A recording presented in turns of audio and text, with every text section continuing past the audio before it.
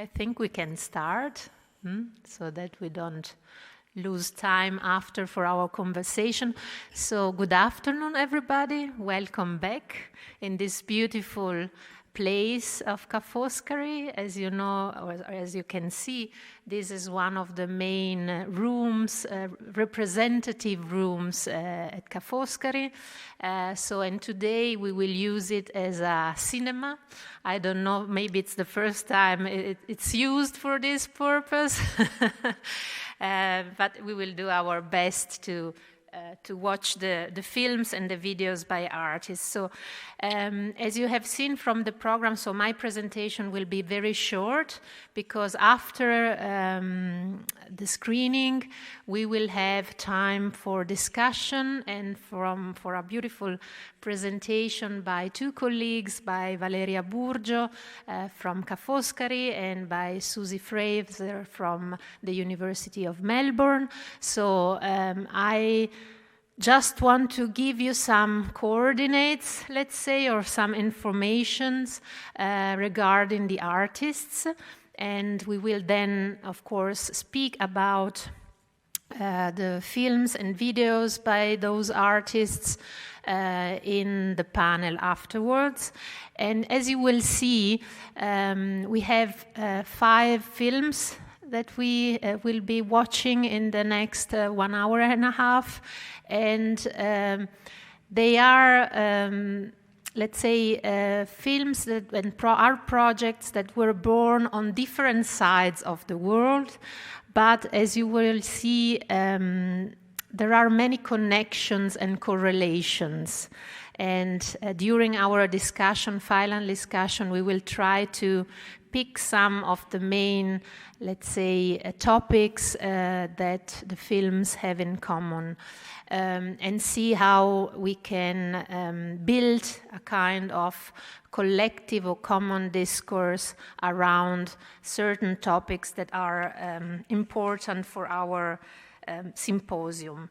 So these 5 artist video and films address themes such as the desire for belonging, a reconciliation with nature, a sisterhood, as we will see, anti-colonial and anti-patriarchal struggles, and then mostly also the human, non-human, or more than human relationship, especially linked to the 2 main elements, water and soil. And we were saying this morning together with Maria Madeira that art is especially a form or of healing, or a possibility of healing. And we will see in these works by artists that, as we will see, we can, let's say, address and find many possibilities of healings in contact, of course, with nature and with the elements. So different forms of healing, of mental healing, of body healing, and also of social healing. And as you will see, the narratives or the stories that these films present are counter-narratives often, or micro-narratives, little stories, especially along the river. And so I will just tell you a little bit about the choice of these 5, 6 artists. These are artists with whom we have been working and researching together because, as you know, NICHE, the Center for Environmental Humanities here at Foscari, works a lot with artists because we believe that artists should have a very special role in society. Let's say artistic research should have also much more space in academia and in universities because, of course, is a different way to conduct research in respect to academic and scientific research. But we can learn a lot one from each other. No? So this is also why in this symposium we chose, not just because it's a symposium inside or in the context of the Venice Biennale, but also because we really believe that give voice to the artist is now, especially now, very important and urgent, especially on ecological issues. So we work together with those artists, and Natalie King is working together with Angela Tiatia and Kaylene Whiskey. Mónica de Miranda, those who were with us this morning at the Portuguese Pavilion already know about her. She is an artist and curator of the Portuguese Pavilion this year. So we decided, of course, to show also one of her works as an artist, not just the work she did as an artist curator in the pavilion. And then the Italian artists, so Elena Mazzi and Antonio Rovaldi and Ettore Favini, who collaborated for the video we will see today.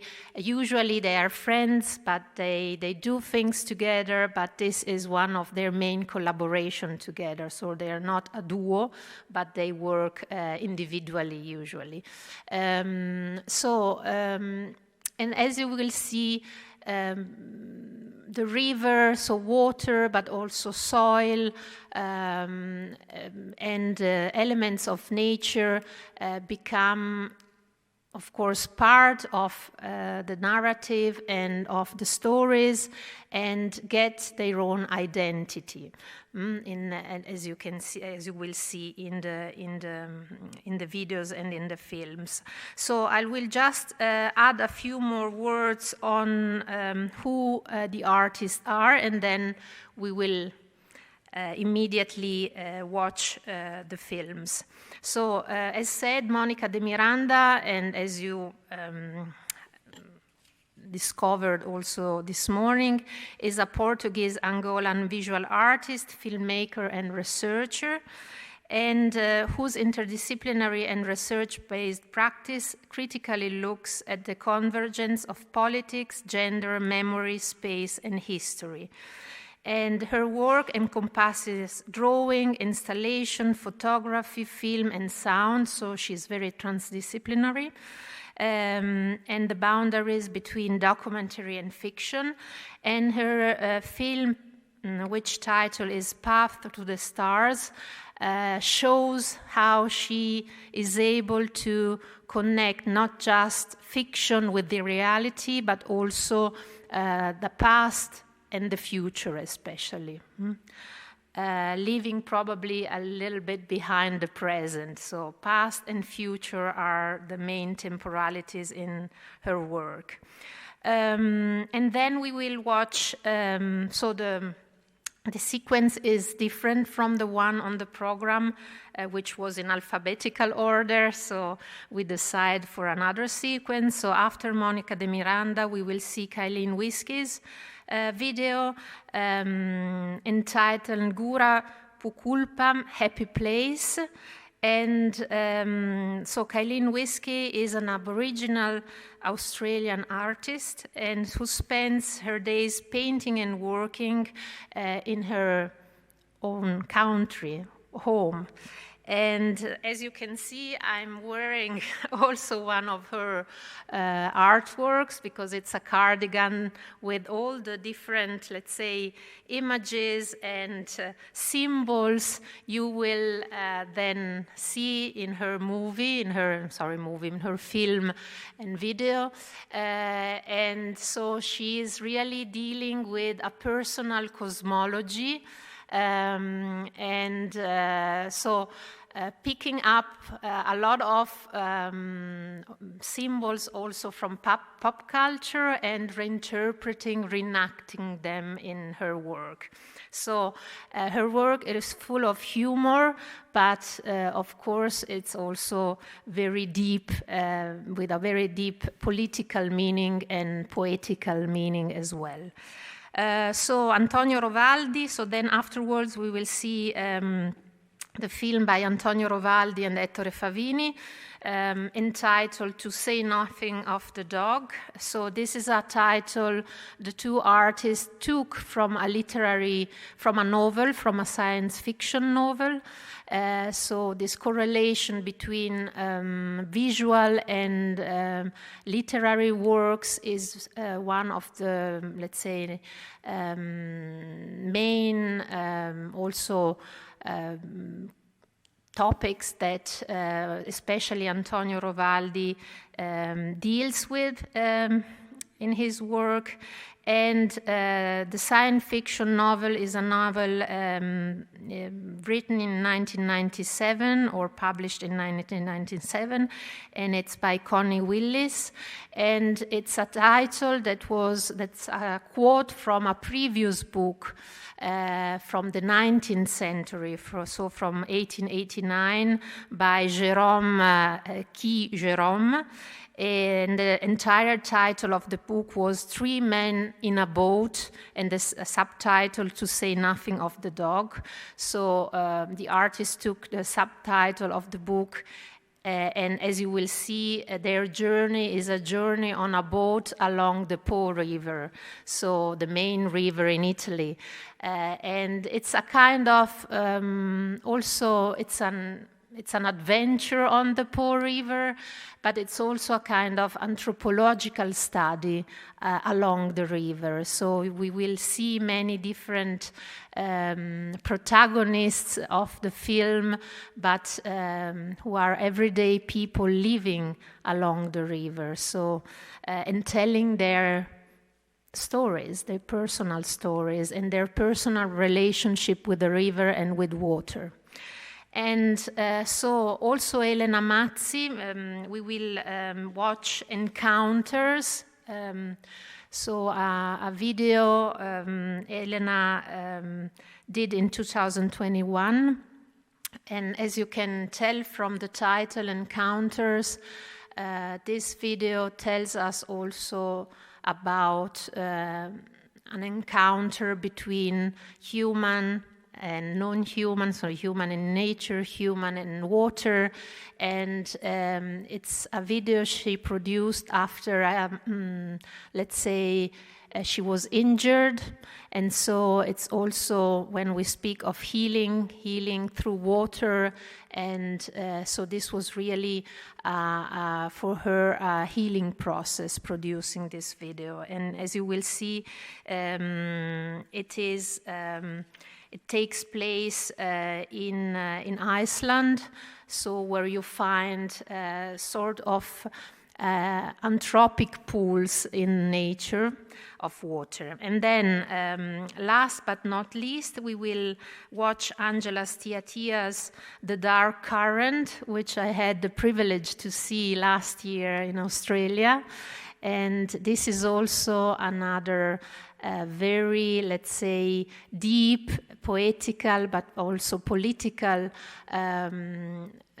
let's say, a relationship expressed through the images that Angela, let's say, produced for the video of a strong relationship with water, with a water which is an artificial pool, and which becomes a kind of common space that is shared with sisters, with our other women sisters. So again, sisterhood is again coming back into play, let's say, in Angela Tiatia's work, like it was in Kaylene Whiskey's work. So I'll stop here because I spoke much more than I wanted. So, and let's start with our films, and so afterwards we will have time for discussion.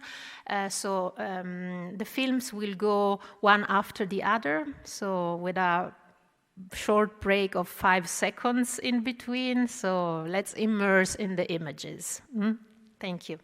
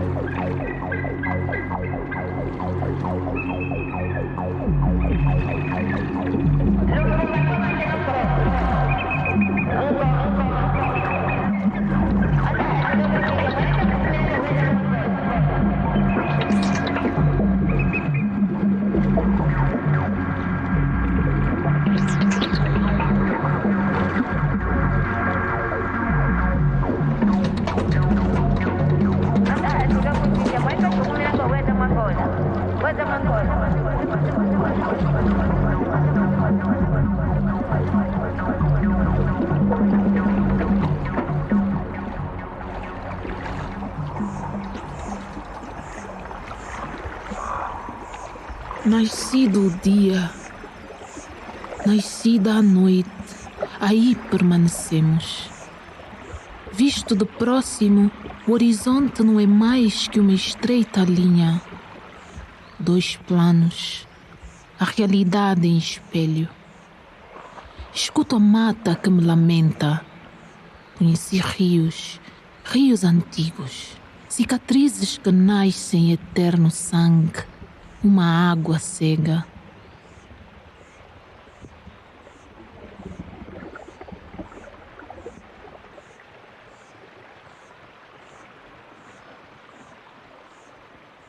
O futuro chegou, não mais forjar a esperança, a matriz da humanidade, na corrente do Kwanzaa. Caminhamos com os olhos ausentes. Quando recordamos, não é já com a memória, mas com o seu futuro. O que é de fazer se sou esta pessoa ao contrário, vendo de dentro para fora, sendo primeiro a explosão e depois a pele sobre as entranhas? Uma paisagem sem fim.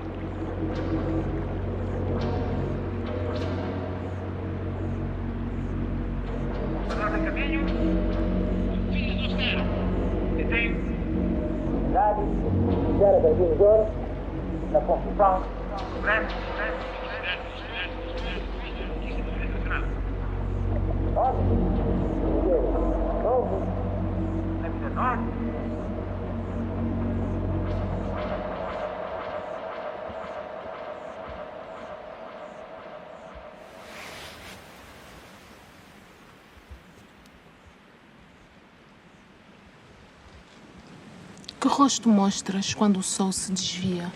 Não respondo. Eu denuncio. Já passamos a corrente bravia e não em mim mergulhaste. Não vejas o meu rosto escuro. Somos a mesma raiz secreta. Onde nos leva este rio? Ao azul. Ao silêncio. Sei agora que se o vento sopra, posso abalar com ele. Posso projetar-me contra árvores, ser fungo no tronco, ir para dentro de uma poça e olha-me lá dentro, porque até na lama há reflexo. Se não há nada que nos faça recuar e, contudo, continuamos em marcha sossegada de negar a retenção das descobertas, continuamos à espera dos navegadores, dos deuses e até carteiros. Por isso, lembra-te. Não faças nada que não te caiba em corpo e espírito. E sempre que visitares o passado, limpa os pés.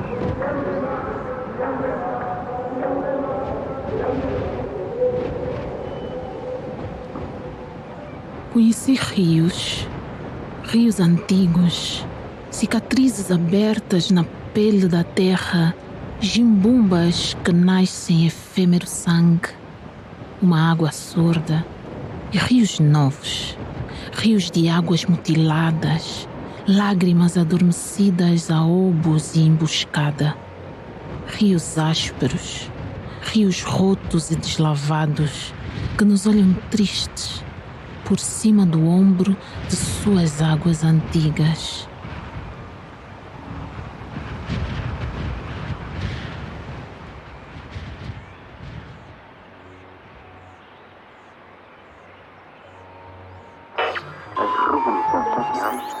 São feitas pelo povo. Sem a participação do povo, não há revolução. É por isso que uma das tarefas mais urgentes neste momento, os trabalhadores se eduquem e elevem o seu nível de consciência. Só assim, eles poderão responder às novas responsabilidades que surgem no processo revolucionário que Ngura cumpre. Já que sem teoria revolucionária, não há movimento revolucionário. É preciso, portanto, que se faça chegar ao povo a única teoria verdadeiramente.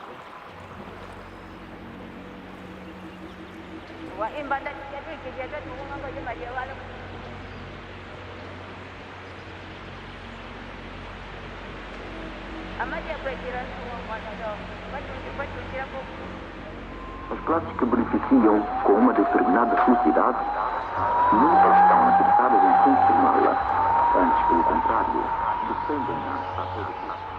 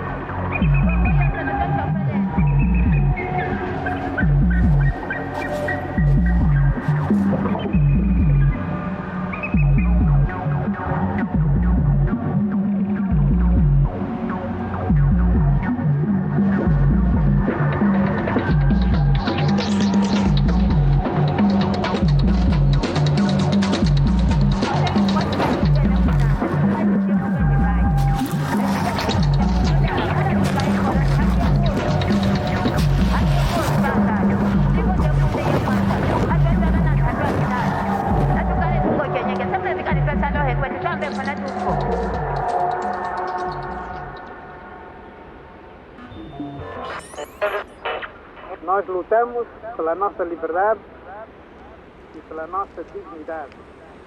Transmutamos deste lugar para lá, acolá. Estes séculos foram uma passagem intermédia. O que ela busca parece incomparável. Mantém-te vigilante. Por aqui irá passar. Segue o trilho negro de Mumbué. Mede as distâncias. De onde? Deste ponto para aquele.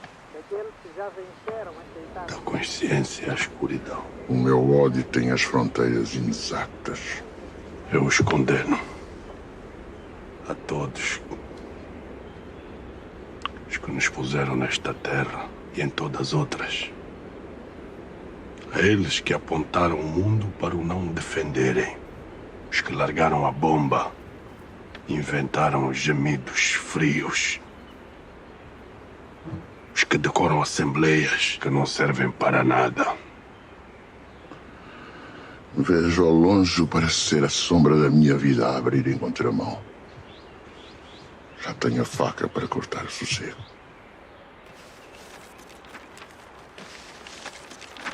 A nossa revolução não é uma cópia a papel químico de qualquer outra revolução. Esta luta que nós desenvolvemos situa-se dentro da luta geral dos povos pela sua libertação completa, para exigir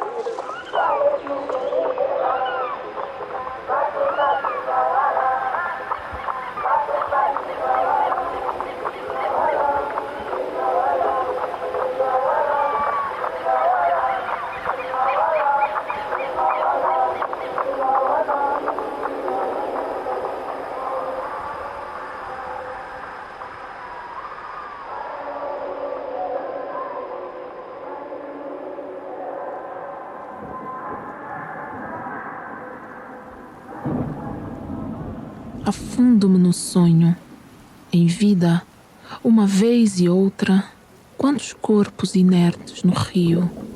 Flutuo na estrada aberta por gente estranha. Minhas mãos guerreiras aguardam a vida nascer nos meus braços. Não esqueço, lembro que trazes essa luz de satélite.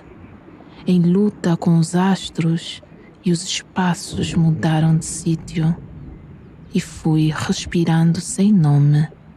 Eu defendo desfeita, defendo encontrar-me em corpo sátiro, absoluto, dentro de um peixe.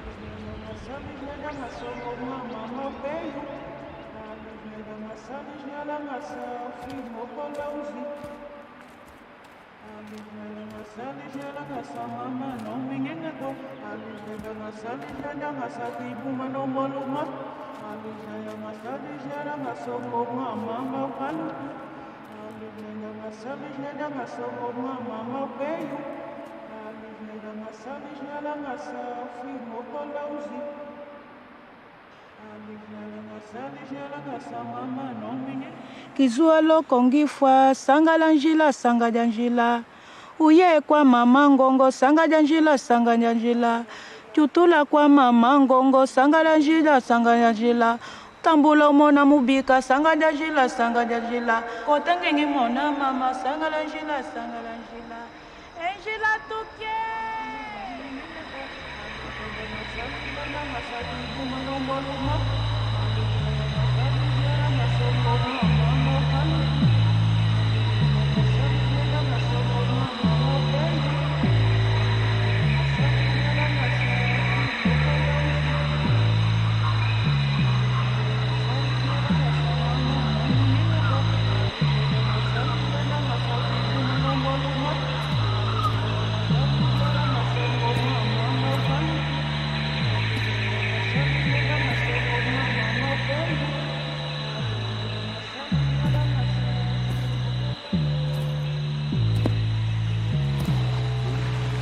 Diz que sei que nada está onde é certo estar, que o amor súbito é a escada para o entendimento. Diz que fui ar azul sobre campos de sakura. Estrada reto ao infinito. Um acidente ao longe que que provei toda a sede quando engoli homens, que queimei alegremente no ácido das palavras, que tombei em ricochete para que me vissem e que quando me viram, me ergui animal. Somos livres. Em tempos com os pássaros. Fui ao norte e ao sul, este e oeste. Agora o que nos resta? No entardecer destas margens inóspitas.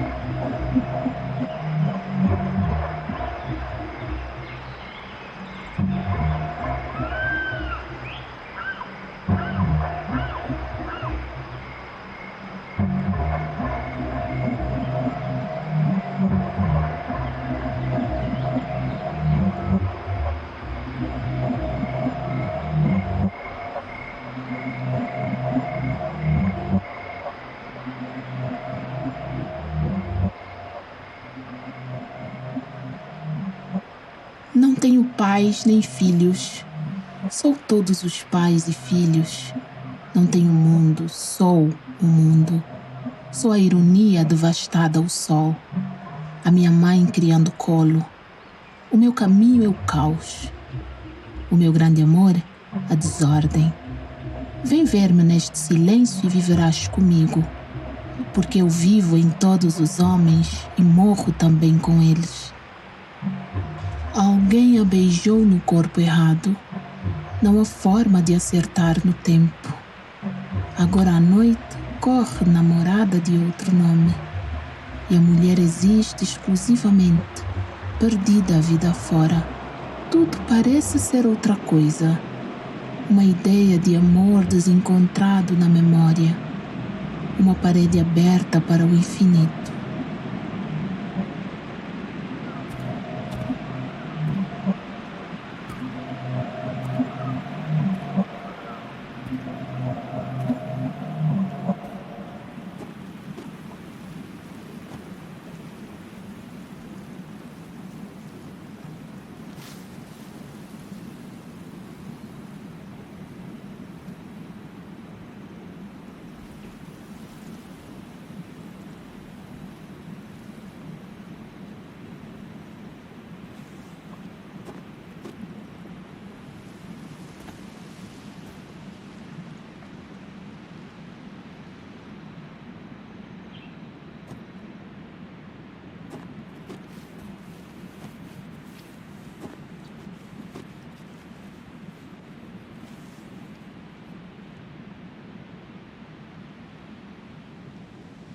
Oh, sêmen destruidor,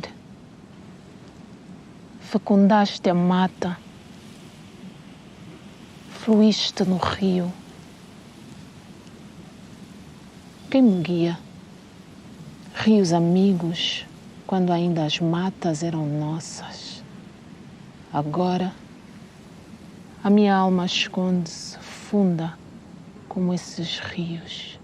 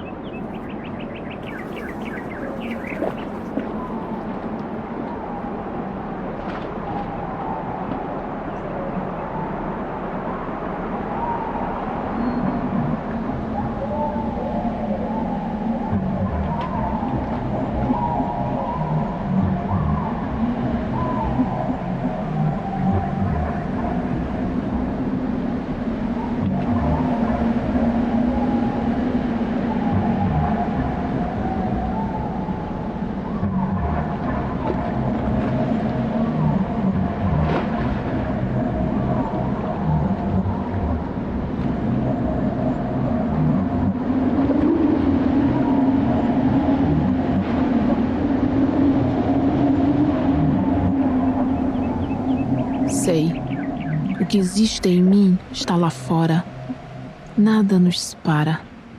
O que era, volta a esta era. Gracejar sobre as ruínas dos corpos, evaporando pouquíssimo. Aspirar dialetos inventados e vertê-los, sendo nada. Diz que nunca esqueci a subida a um plátano, que ninguém viveu no meu lugar, nem eu no de ninguém. Pela minha ausência, o que disse foi com silêncio.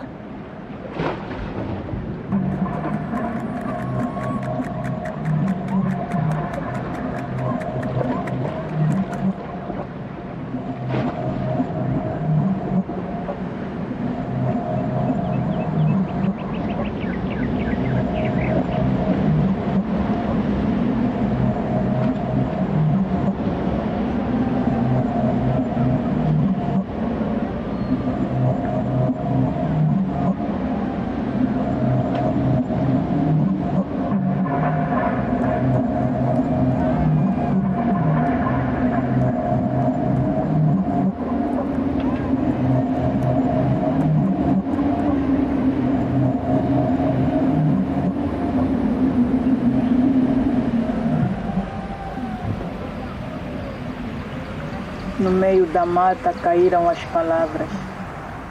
Ainda tempo do tempo. Nesta água molho os pés. Lavo as vestes de todas as histórias enteadas, bafejadas por um tempo sem passado. Sigo acompanhada de sombras e vultos nas águas soltas. Atravessarei a saída para lá da grande esfera. No fundo negro, mergulharei os meus pés, distante dos rios antigos. O tempo oscilará entre os três rostos unidos. Tem um espaço cheio de artérias e um êxtase que pula na boca. Trago a cara cheia de rostos. Na escuridão, sinto a pele como se fosse minha. Ah, que saudade! Como uma corrente de ar.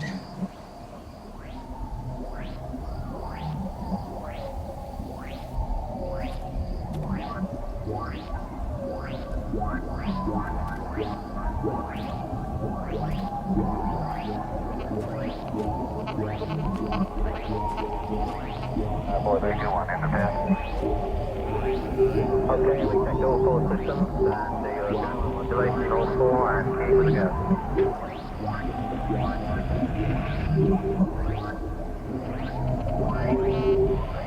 Roger, you're loud and clear here also. Houston, contact with the test. 1.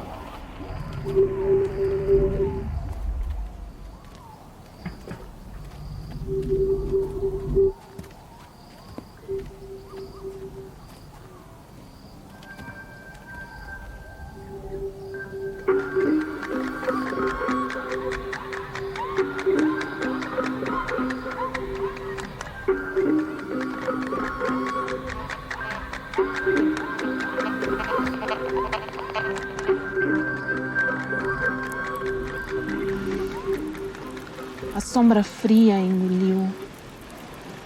As plantas se escondem. Os rios se recolhem. A órbita do teu centro intocado. Eu aqui fico. Eu aqui estou. Vazio metálico. Desprotegido. Invadido. Para falar é preciso estar dentro da vida. Encontrar uma rua que nos leve ao peito. Mas as ruas não andam. E eu nem a casa regresso.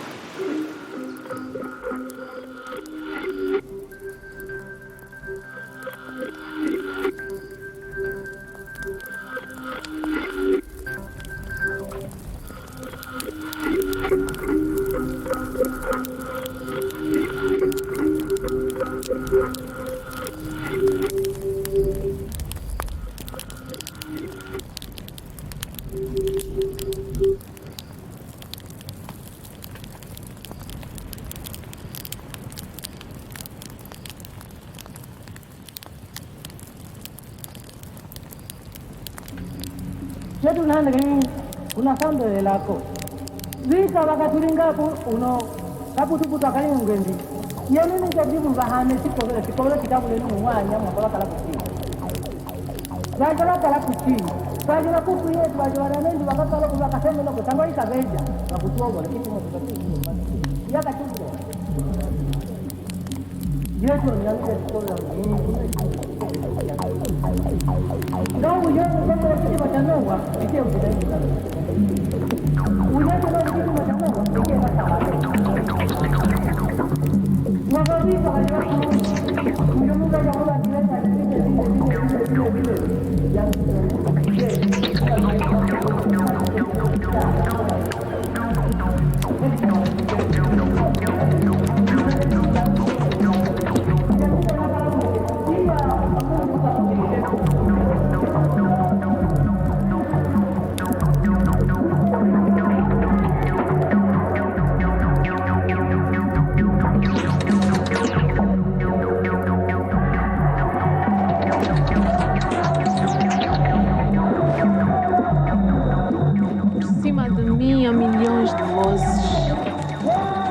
Há milhões de vozes por cima da minha cabeça.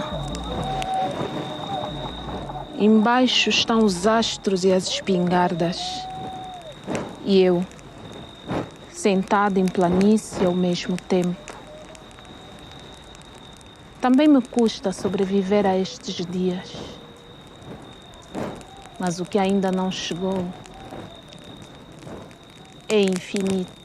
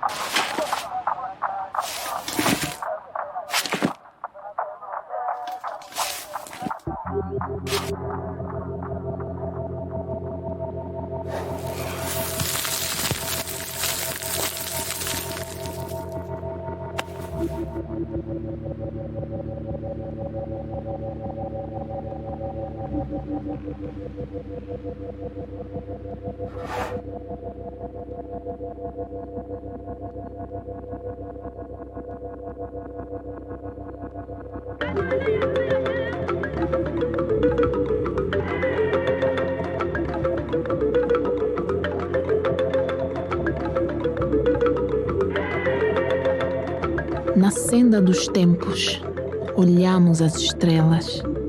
E no sono onde que fui, adiantei sonhar nosso rio Kwanza, desenhado como era uma jiboia de 3 caudas.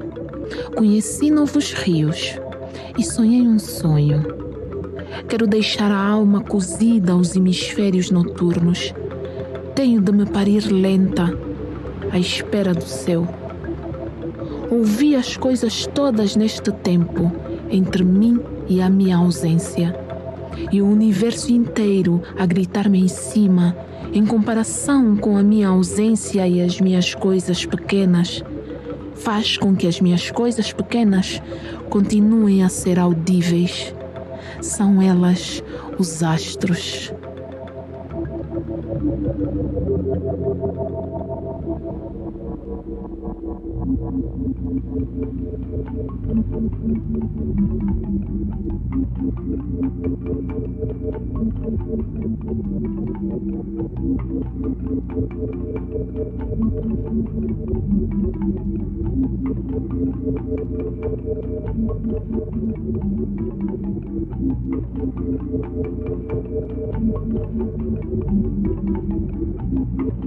As margens se distanciam respirando pelo diafragma. Um novo território se aproxima. Outrora fragmentos. De extremo a extremo narram-se metáforas, leitos de rios e outras formas soltas. O tempo volta de repente, libertando o chão da névoa de chumbo. A mim, tanto me faz o homem. Sou espuma na onda, desfaço-me mas volto. Só existo de vez em quando. A terra é a mesma. A vontade, a humanidade, a metamorfose, caminhos que seguem com os mesmos nomes.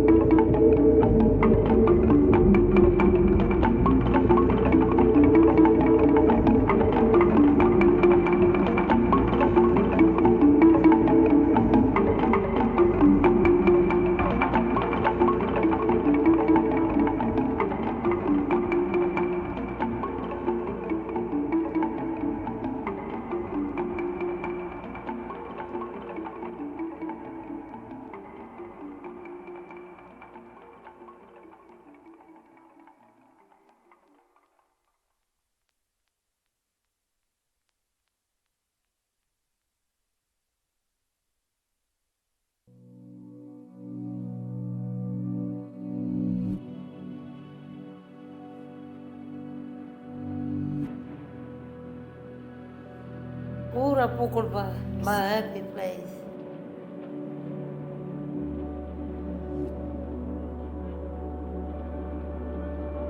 I'm flying. Look, the butterfly. Hi, listen. Gentleman is my friend.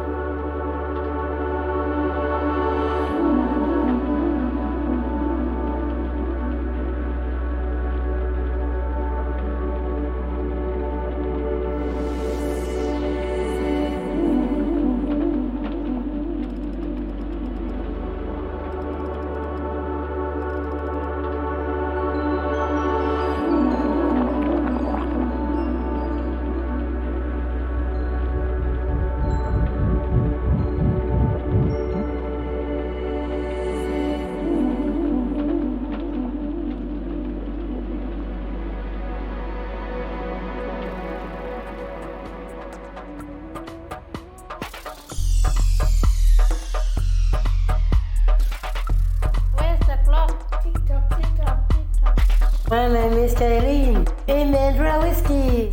Her name is Kaylene. Emmanuel Whiskey. My name is Kaylene. Emmanuel Whiskey. Her name is Kaylene. Emmanuel Whiskey. Cat lady meow. Hey, whoopee. Wonder Woman, you wonderful.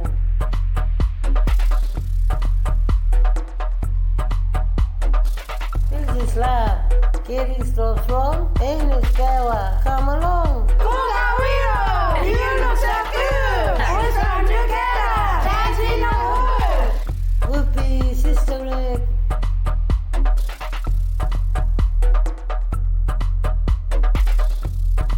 My name is Kaylene.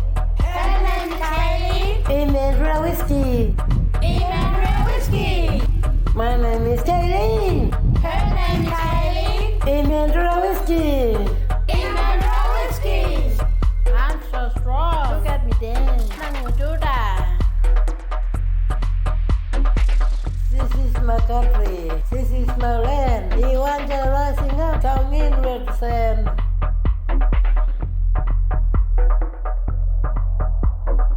Any Pukulpa? Emmanuel Whiskey.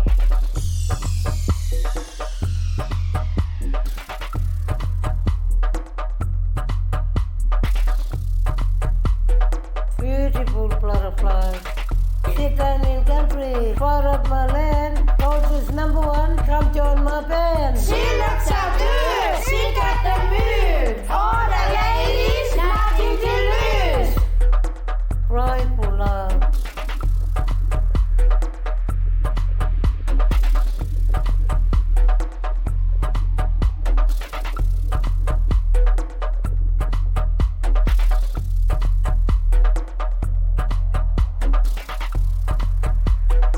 And stay healthy. Tina turning around. I want to dance. Ready to party? Feeling it.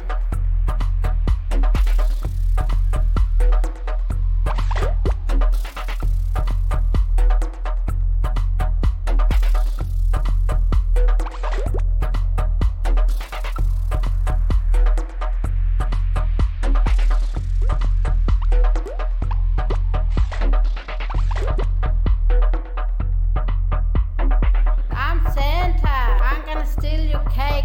Oh, yes. Hi, Santa. Hi, come back here. Hi, come on.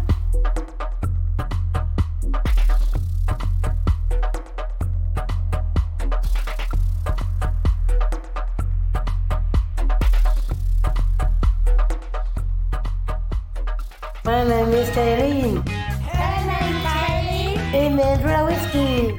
Emmanuel Whiskey. My name is Kaylene. Her name is Kaylene. Emmanuel Whiskey. Emmanuel Whiskey. My name is Kaylene. Emmanuel Whiskey. Her name is Kaylene. Emmanuel Whiskey. Cristina. Great. I'm a Judah. Do you believe in love? Any present for me?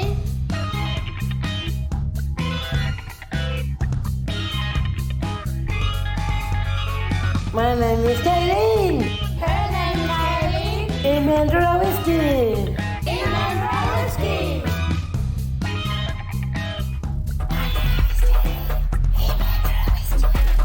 Her name is Kaylene. Emmanuel Whiskey. This is my country. This is my land. The ones are rising up, come in with the sand. She looks so good. She got the mood. All the ladies, nothing to lose.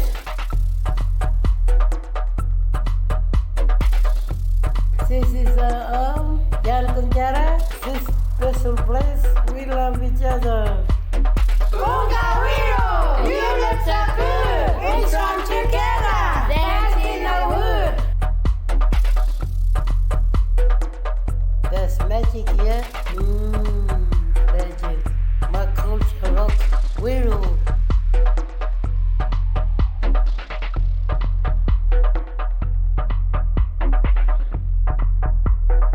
My name is Kaylene. Her name is Kaylene. Emmanuel Whiskey. Emmanuel Whiskey. My name is Kaylene. Her name is Kaylene. Emmanuel Whiskey. Emmanuel Whiskey.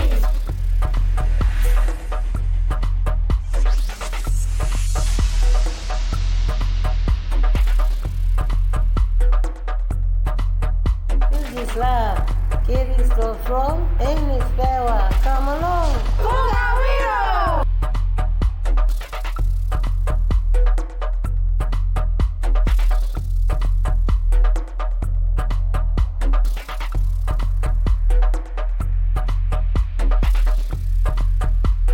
My name is Kaylene. Emmanuel Whiskey. Her name is Kaylene. Emmanuel Whiskey. We all are winners in this game. Through the honeymoon, I make my name.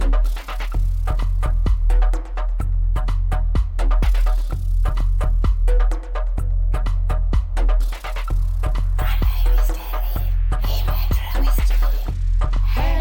Kaylene. Emmanuel Whiskey.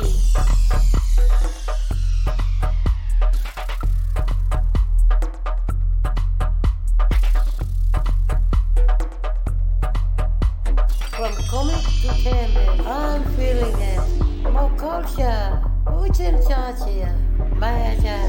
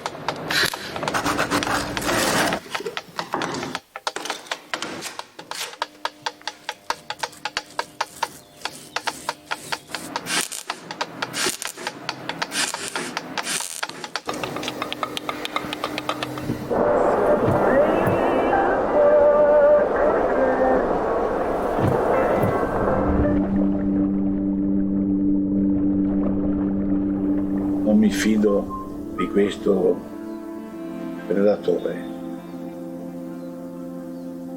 Mi scusi, I do my apologize. No.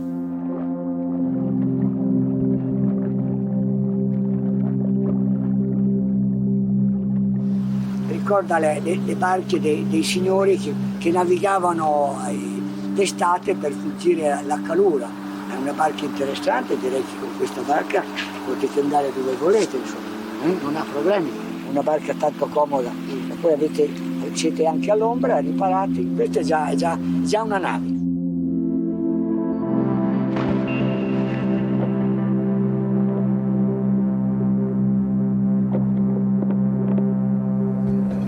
Nella furia torcendole del suo gorgo travolge selve le ridano, il potente tra i fiumi, e per tutta la pianura si porta via insieme con i loro rifugi, gli animali.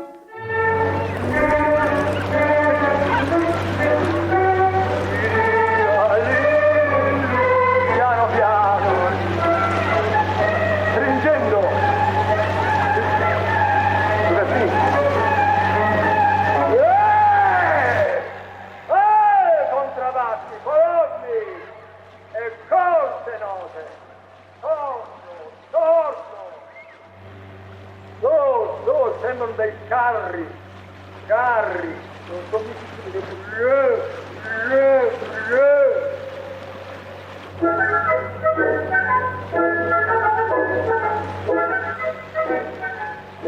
e piano comincerà la e piano.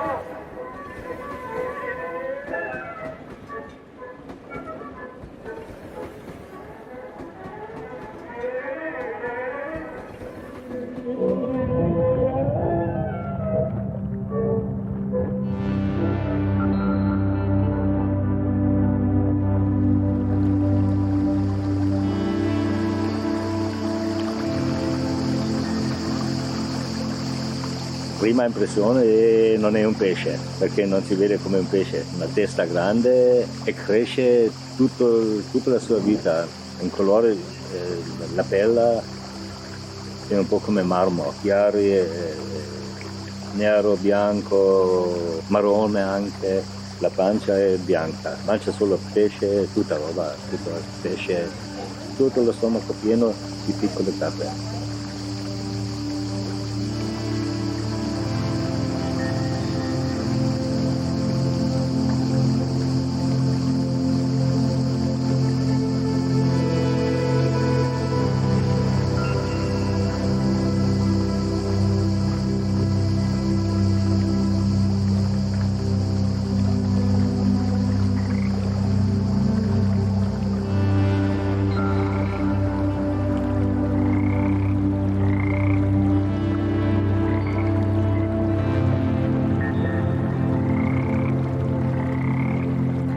Navigatori dal grande fiume. Avete visto le rane?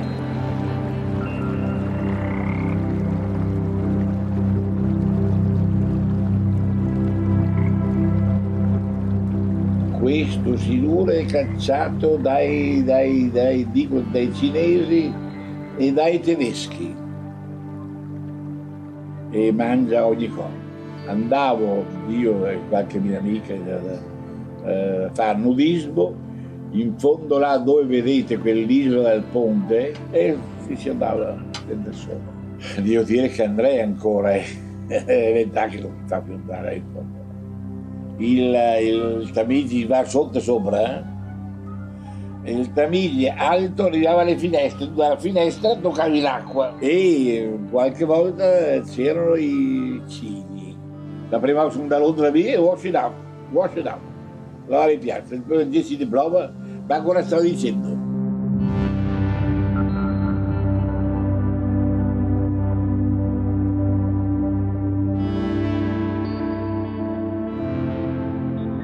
Fellini mangiava i maccheroni al petto e il sugo di coniglio e lo storione a vapore, sempre con patata alessata e pomodoro, e lo zabaglione.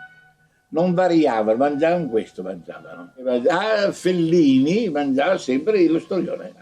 Allora lo storione era buono, parlo di 20 anni fa e più forse. Abbiamo nel cibario trovato dei pesci che noi non capivamo, che portavano i fratti da Venezia. E il Tamigi era bello, però sognavo, guardavo il Tamigi e pensavo alle spiagge di queste o le nebbie o la brina o la galaverna. Poi qua a pensare un po' agli inglesi, scusi. Non ha un'altra domanda. Lascio a lei una risposta. No, tu piano.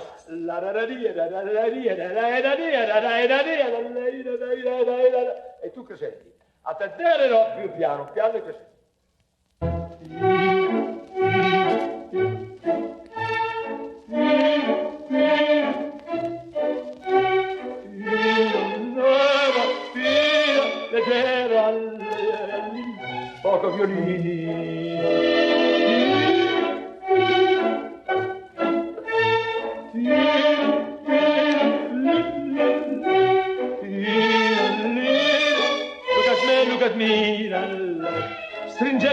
scendendo.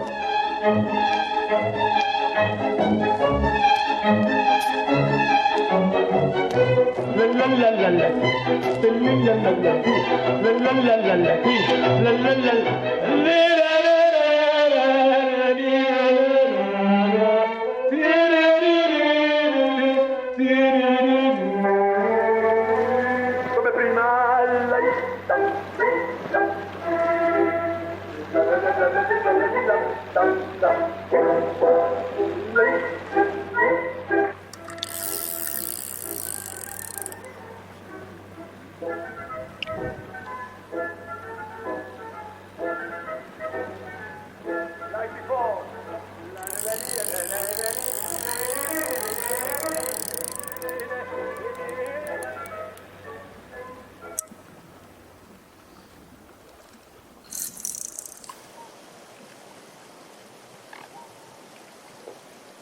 In tutti i paesi c'è la leggenda del cacciatore che spara all'anatra e il cane, il fido cane, nel riportare l'anatra a riva, viene mangiato letteralmente da un pesce siluro. Una vera strage di cani da caccia. Questa c'è quella dei pompieri che hanno, nel controllare i ponti del fiume Po, hanno chiesto l'intervento di protezione di gabbie per non essere attaccati dai pesci siluro. E anche questa si sente in tutti i paesi. Dove c'è un ponte si sente questa leggenda. Cos'è un trollo? Andiamo indietro, c'era molta neve, nei boschi molto fango. Lui, questo trollone, aveva 2 piedi enormi. Ecco, lui andando nel bosco, camminando per gli argini e nella neve, spandeva molta neve con questi piedi. Ora, lei è uno trolla grosso, un trollone. È esistito naturalmente un personaggio a riva, un trollone, ma non era un contadino. Quest'anno non l'abbiamo neanche visto, quindi i trolloni sono spariti o spariranno.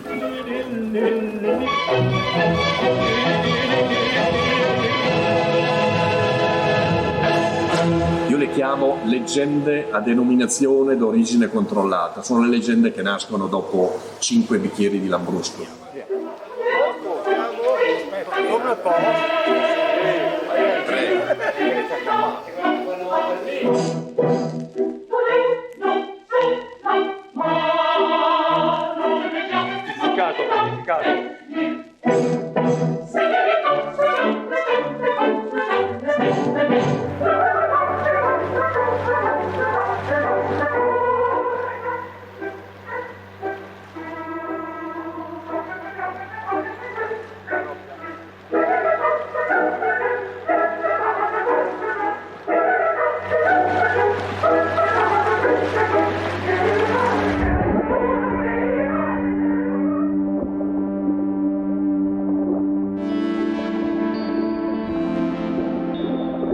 Il mio pensiero è non pensare niente ai problemi, ti rilassi come forse sei in vacanza, eliminare tutto. Io non penso niente, penso solo a guardare il galleggiante. Io sto da solo, sto benissimo, sono tranquillo quando pesco.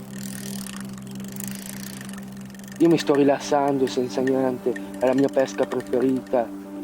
Voi dovete avere tantissima pazienza, fin da piccolo dovete provare a pescare. Il mio sogno è di diventare un pescatore esperto. Se voi adesso vedrete che se prendo il pesce vi faccio vedere, se prendo.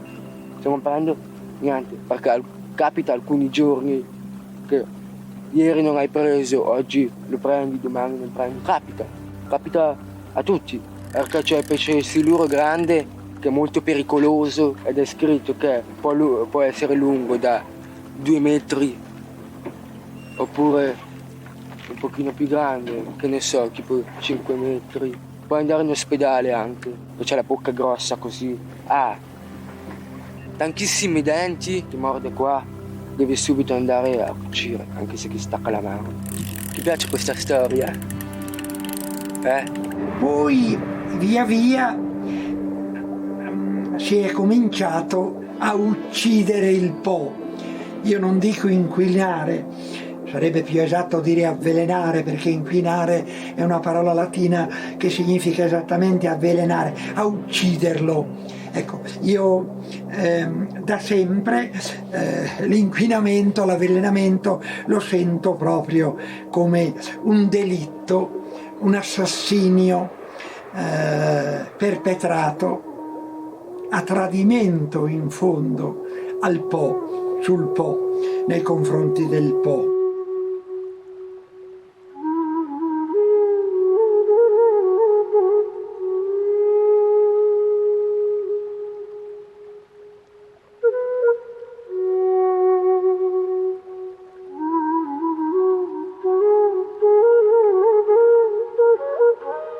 Il Po ha anche un fascino oscuro, un fascino che in certi casi non è superabile. Cioè, diciamo, il Po ha il fascino della chiamata, un invito a qualcosa come le antiche incantatrici, gli antichi incantatori, per esempio la maga Circe, per cui lo stesso si continua diciamo pure a sfidarlo, perché mettersi a nuoto nel Po è esattamente una sfida.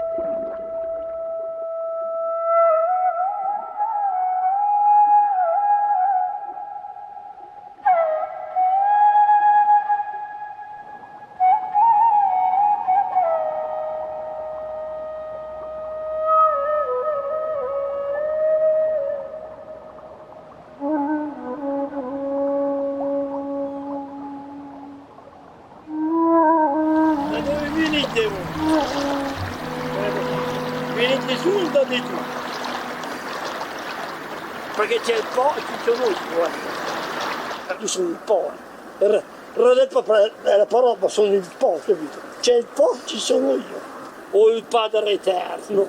Il Padre Eterno, cosa è morto a 33 anni. Io l'ho già raddoppiato. Alla sera alle 8:30, sai chi c'è qua? Il Po, io e nessuno. No, hai capito di presa? No, sono mie esperienze, però ti spiego. Ho visto lo squalo, c'è lo squalo con la barca, è arrivato vicino alla mia barca. Il primo giro non l'ho mica visto bene, il secondo giro l'ho visto bene. Se apre la bocca mi mangiano, perché? Non scherzo, tu guarda un siluro di 3,80 m come altro.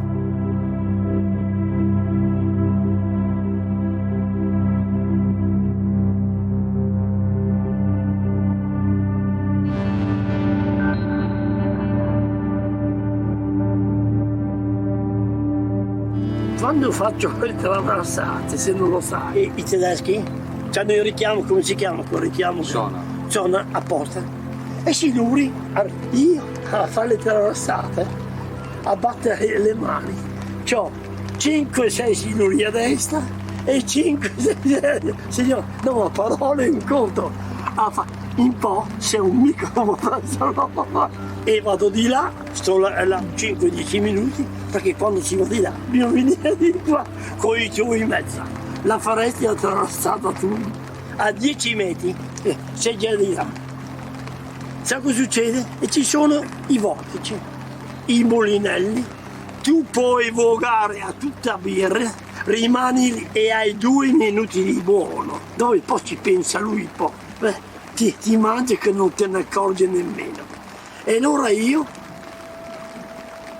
allora quando ci sono, ti lasci andare, guarda qua, giù 1 metro, ma ci vuole il coraggio, perché 1, 2, 3 e ti butta fuori, sei salvo.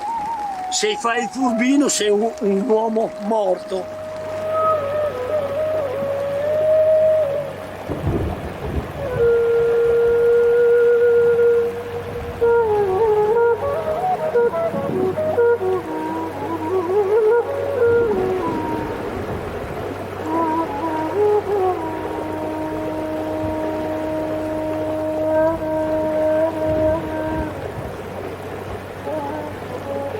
Il Po è il potente o lo strapotente in tutti i sensi.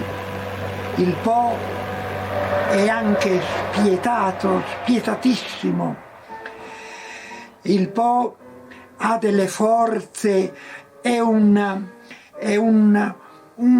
alveo, un ammasso di forze oscure indecifrabili, di forze travolgenti e invincibili.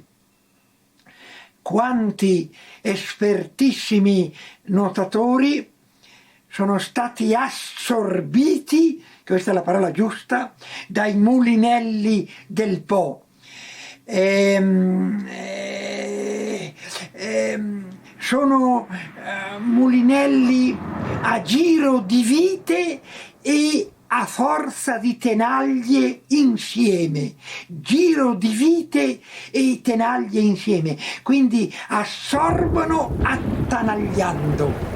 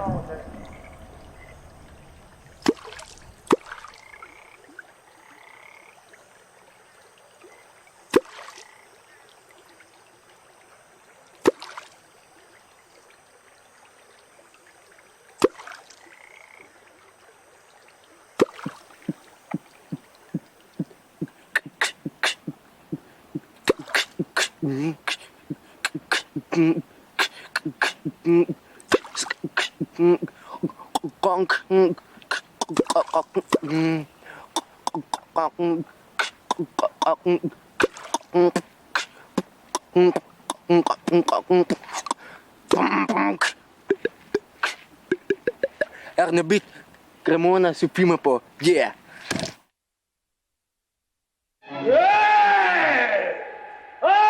Contrabbassi, follow e corte note, sorno,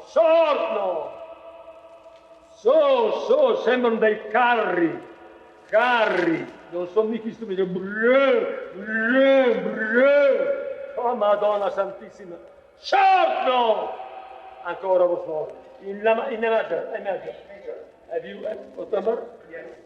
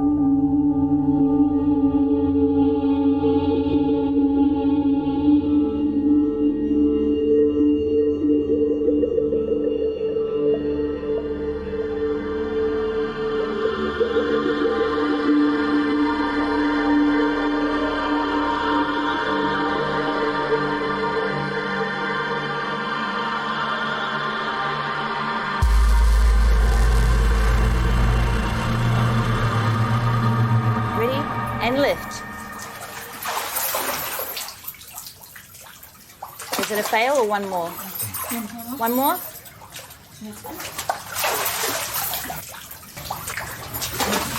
And cut. Well done.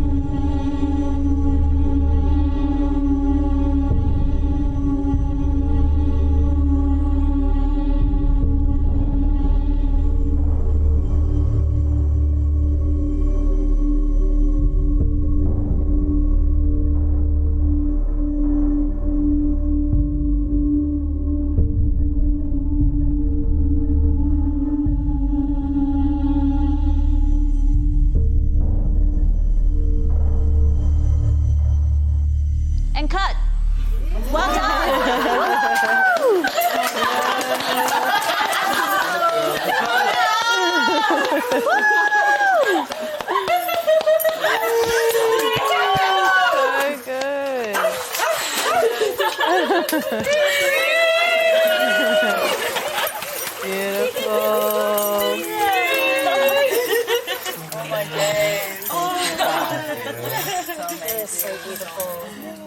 Ready for another one? Just kidding. I was like, yeah, let's go. Let's get you up. Amazing. Awesome. All right, that's a wrap. We had to do my again. I was like, oh, I'm not doing that good enough. It's also the rope nails. Yeah.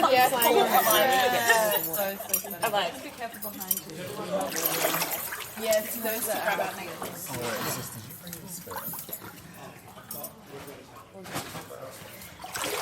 All these nails. I know there's nails throughout the pool. Watch out, y'all. Kaylene. Oh my god. I'm done with the weave, like.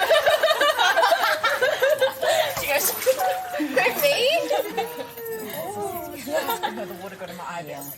Yeah, it hurt. It's gonna Collective breathing for me, thank you very My much. ears were blocked for half of that. It's just going like... Yeah, when he came up, I was like, I can't hear. My ears were completely blocked when we went under. I was like, I can't hear anything else. The makeup was giving me. Okay. So amazing.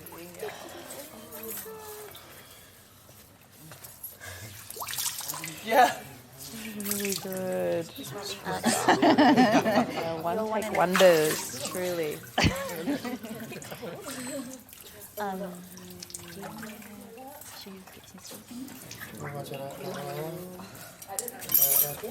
Sissy. Yeah, it's got a little bit of movement on it.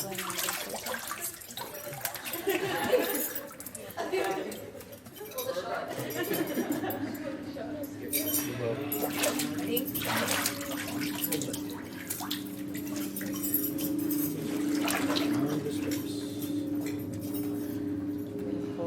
Good job, everyone.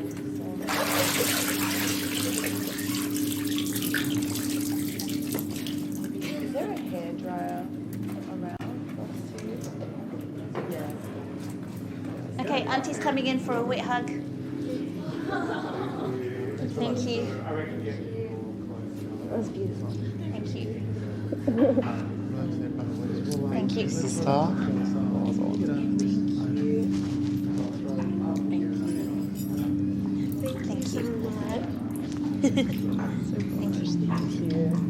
That was so fun. So much fun. Oh, and Auntie, it was so good. Let's do a big wet hug. Thank you, guys. So amazing. Thank you so much. It was so beautiful. Thank you for putting up for everything. Yeah. Cold water. Thank you. Really, really amazing. And stunning. cold as well. Look how cold you are. Beautiful. All right. right, y'all go get warm, and then we'll touch base after before you guys go. And remove the red filter. And that's a cut.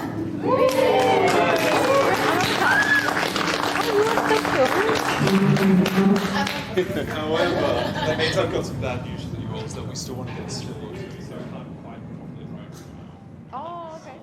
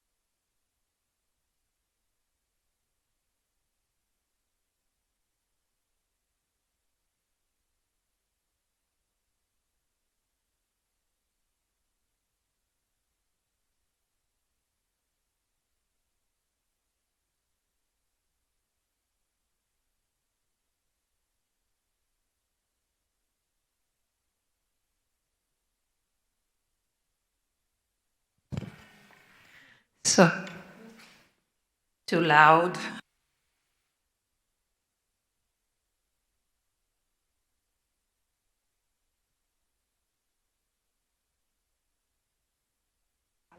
Ecco, benissimo. No, vabbè. You can hear me like this. Mettiamo questo schermo? Sì, no, adesso te lo metto in proiezione. Ma ti do anche il telecomando per avanzare. Con le ricette, giusto? Adesso ti lo metto.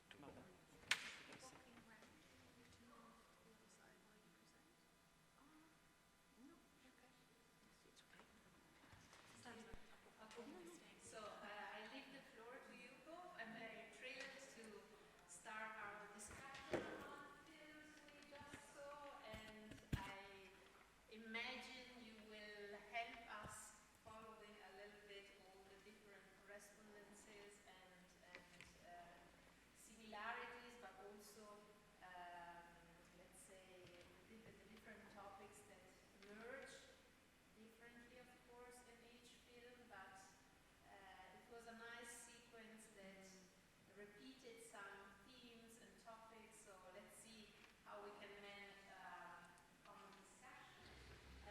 So Valeria Burgio from Foscari and Susie Fraser from the University of Melbourne, thank you for being here. Your panel discussion is entitled Semiotics of the Elements in Flowing Images, so welcome and please have a go. This is the program, just in case. Okay. Should I use this or maybe this? Questo, va bene. Okay, thank you. First of all, thank you, Cristina, Natalie, and Francesca, for first of all for having invited us today to join the tour of the pavilions. That was very beautiful, I have to say. And also for inviting us now to start these conversations about the videos that we've just seen. It was interesting also for me to see them again in a row, because I saw many things that I haven't seen the first time I saw the videos in fragments at home in the computer.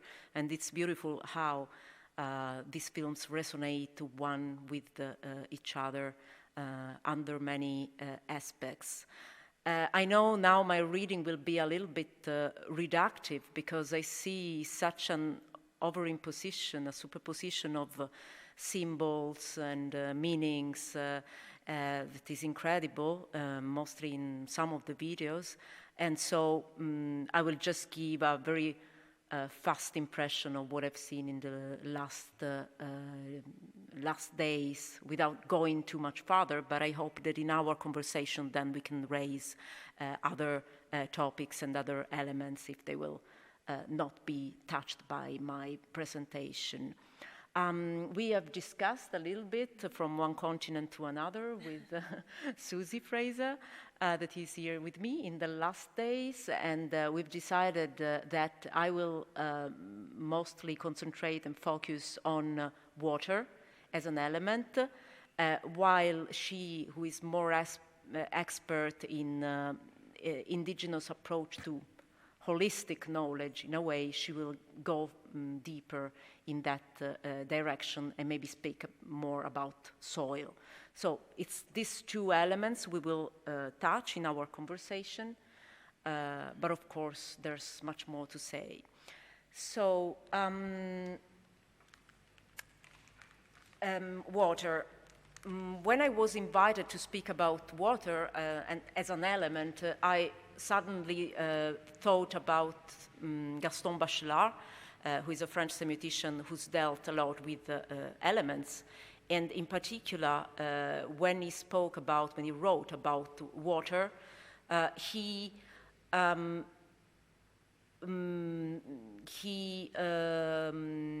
considered water as the matter of dreams. I'm thinking now that maybe Cecilia Alemani wouldn't agree with that because it's more milk, but anyway, we have to do with some liquid element. And in his books, he's speaking about literary imagination about water.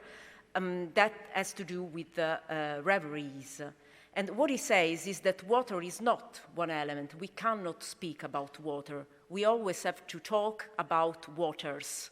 because water is something that changes depending on the configuration that it has. So a river is very different from the sea.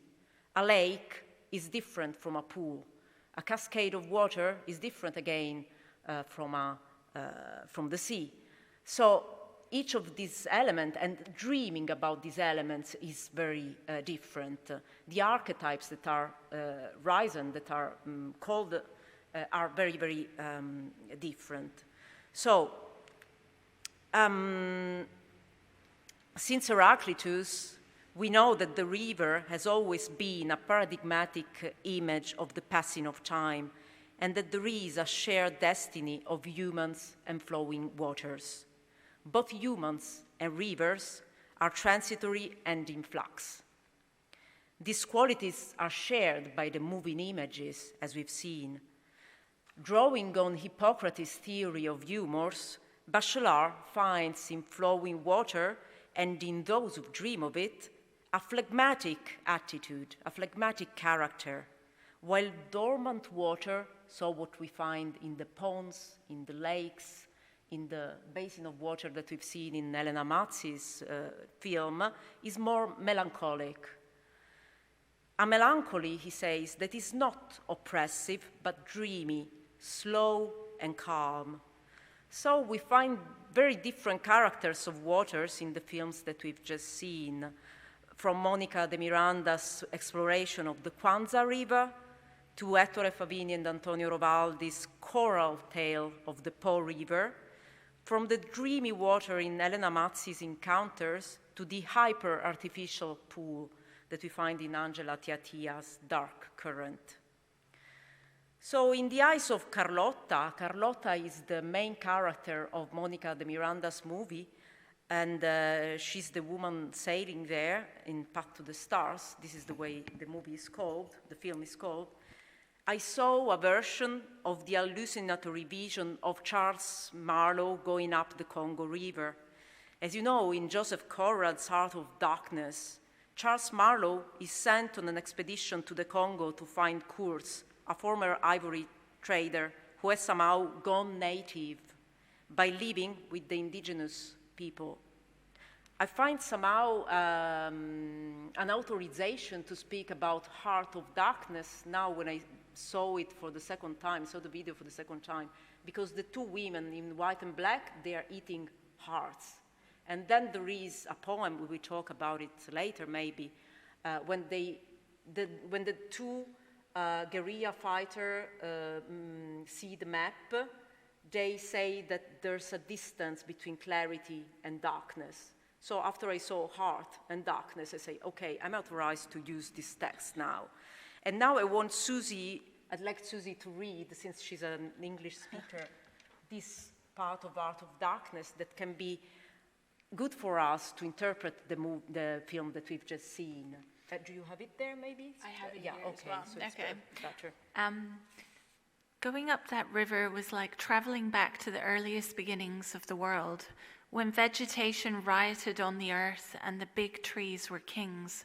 An empty stream, a great silence, an impenetrable forest. You lost your way on that river as you would in a desert, and butted all day against shoals, trying to find the channel, till you thought yourself bewitched and cut off forever from everything you knew once, somewhere far away, in another existence perhaps. There were moments when one's past came back to one, as it will sometimes when you have not a moment to spare for yourself. But it came in the shape of an unrestful and noisy dream, remembered with wonder amongst the overwhelming realities of this strange world of plants and water and silence. And this stillness of life did not in the least resemble a peace. It was the stillness of an implacable force brooding over an inscrutable intention.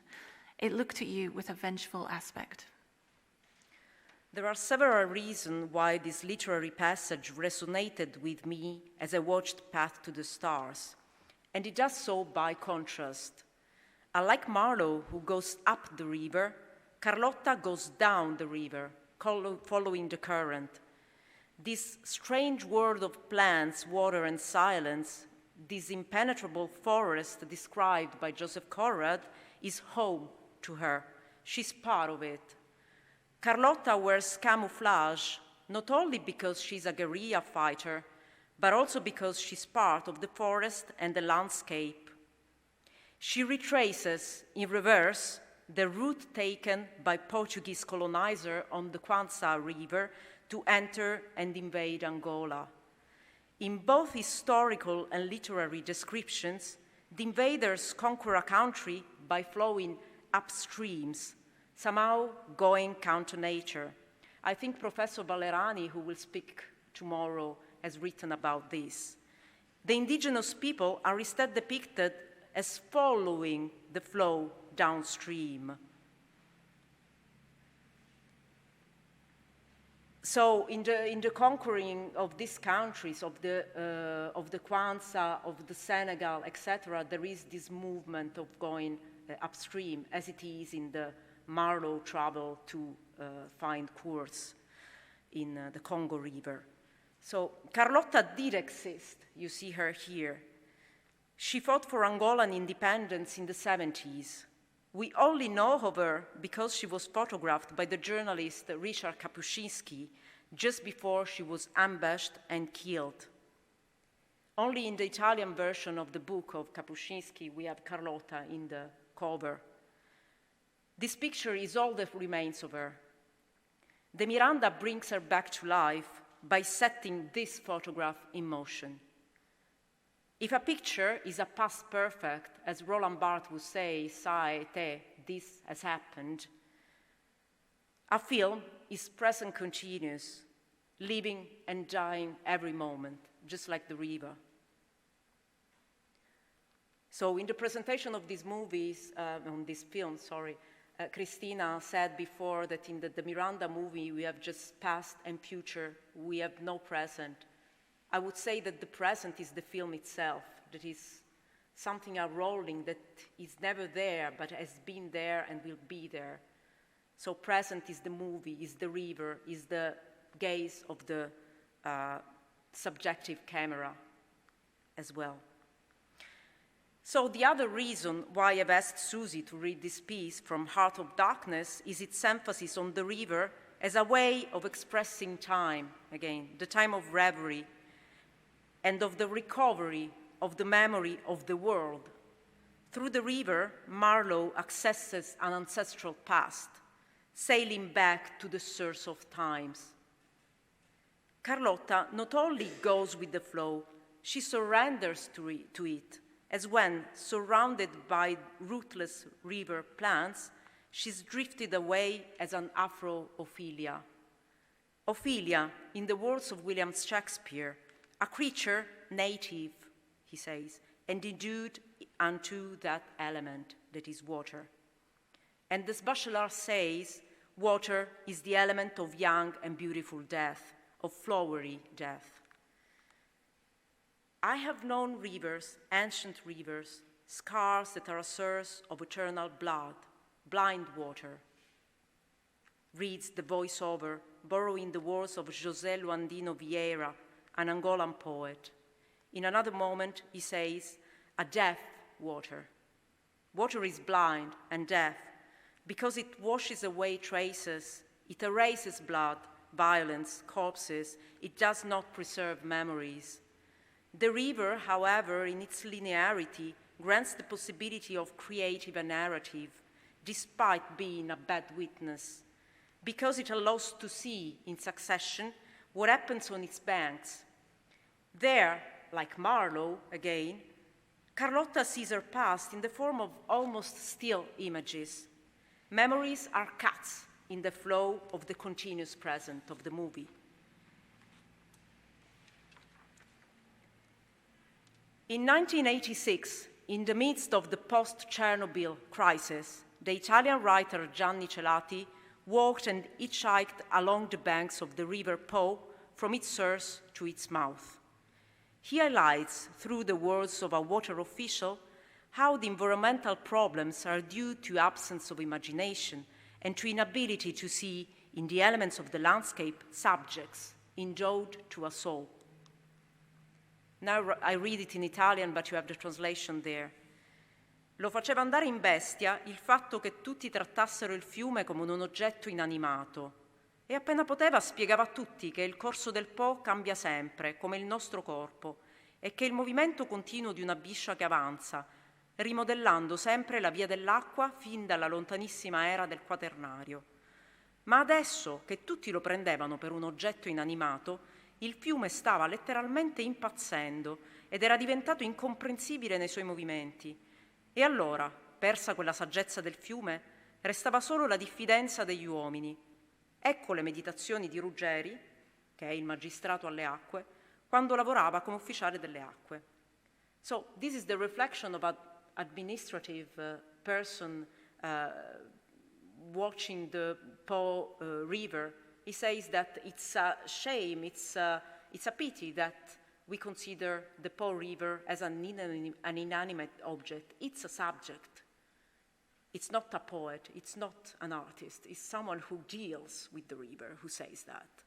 And in Favini and Rovaldi's film, To Say Nothing of the Dog, the river regains its status of subject. The Po is someone who has been poisoned and slowly killed, as the poet Gianfranco Maretti Tregiardini, the translator of Virgil, who appears among the interviewees, says, "In their carelessness, humans have turned what is left of the glorious god Eridano into a rather dumb deity, like the self-crowned king of the Po that we see in the film. Despite everything, he wins our sympathy, heretical and out of time, as if he were emerging from ancestral depths. The same goes for the young fisherman, who, in a meditative mood, waits a long time on the riverbanks to catch a fish. They are the wise men in the middle of collective madness, standing still and firm in the face of a frighteningly progressive flow unfolding before their eyes." The fact that the two artists, this is not in the, I mean, it's mentioned in the video, but it's not said very explicitly, that they shipwrecked before ending their trip in the Po River. They never arrived to the mouth of the river. So they were taken by the rapids of the Po, about which they talk about.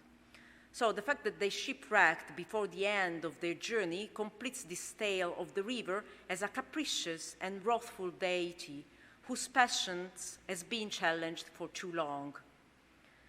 The river has a visible dimension, its surface that is covered with pollutants. Gianni Celati says it's come un minestrone, so it's like a soup in its surface.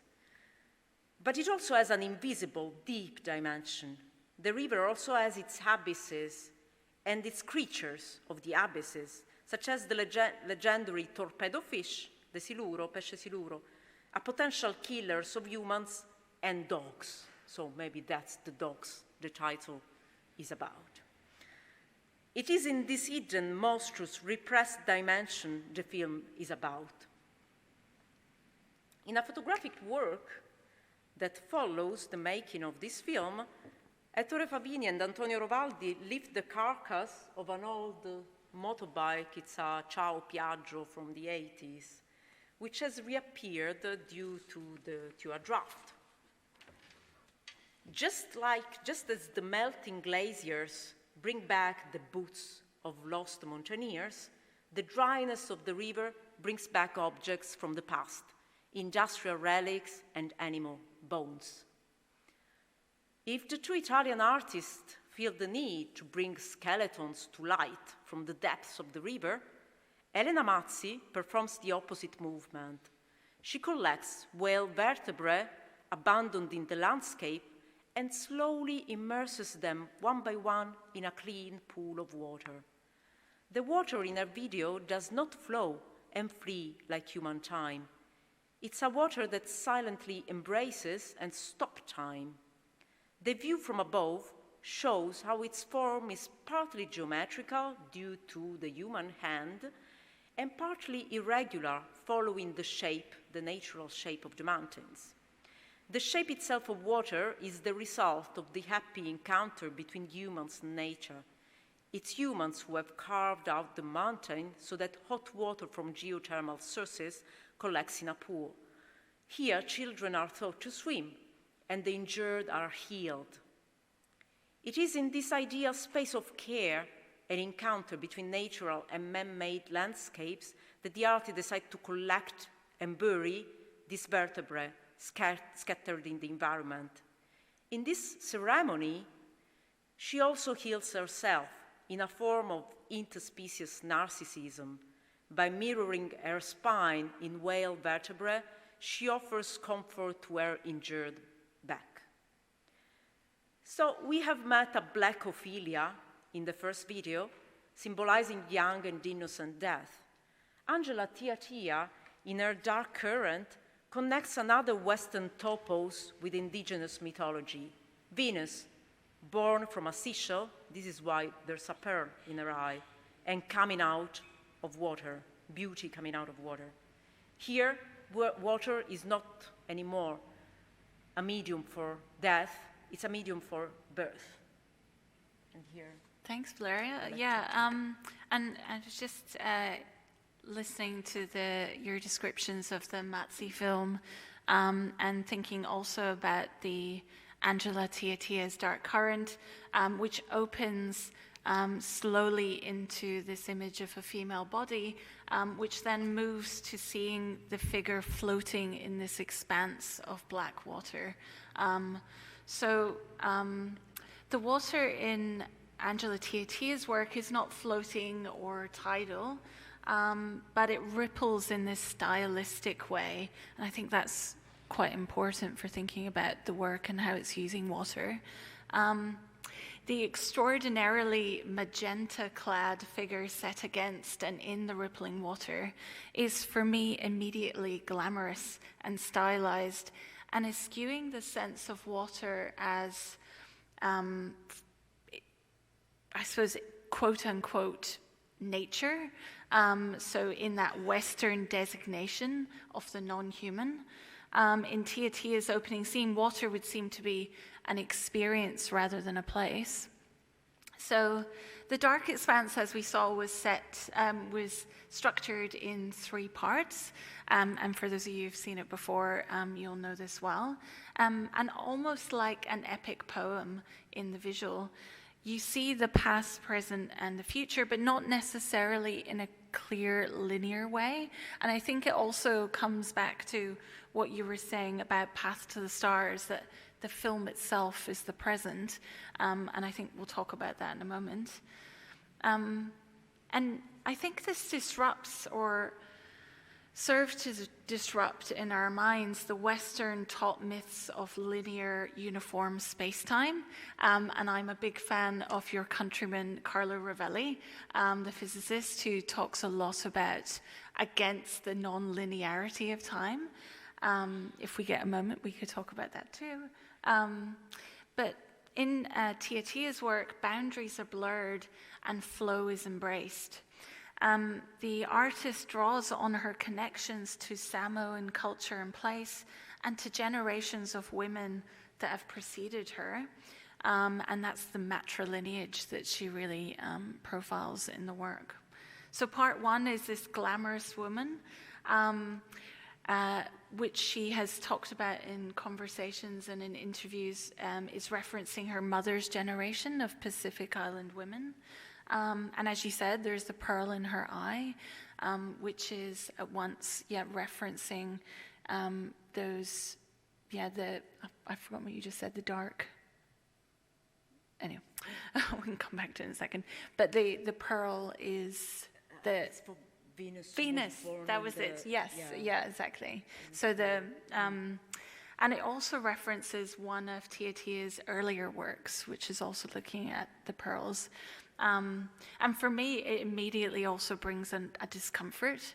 So we see this stylized figure, but we're like, ooh, that feels uncomfortable. Anything around the eye is not necessarily bringing. It's like, what's that going to happen? I mean, that really comes from surrealist practice as well, like focusing on the eye to like really bring out human discomfort. In that first section also, you see the figure of Tiatia holding an image, a photo, and she burns it. And I think, thinking about that and listening to some interviews with her, it seems to be burning this fetishized image of the Pacific Islander woman. And this Western idea of the indigenous women of the Great Ocean as being, these fetishistic and like extremely glamorous figures. And it's interesting that when she burns the photo, it drops and it remains in the water for a while. It almost kind of survives the extinguishing force of the water. I just thought about that when we were looking, so that would be good to talk about. And then in part 2, we see the pink-clothed women dancers in the water, and we see them also breaking the fourth wall. So this break in illusion.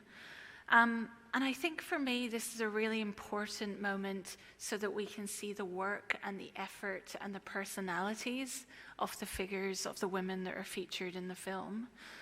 So we see it as being a fun process. They're laughing, they're having a good time with each other, but it's also, a lot of effort to maintain those shapes and those beautiful flowing forms in the water. So we see this work from the dancers, but also from Tiatia herself, who we hear proclaim triumphantly, "Cut."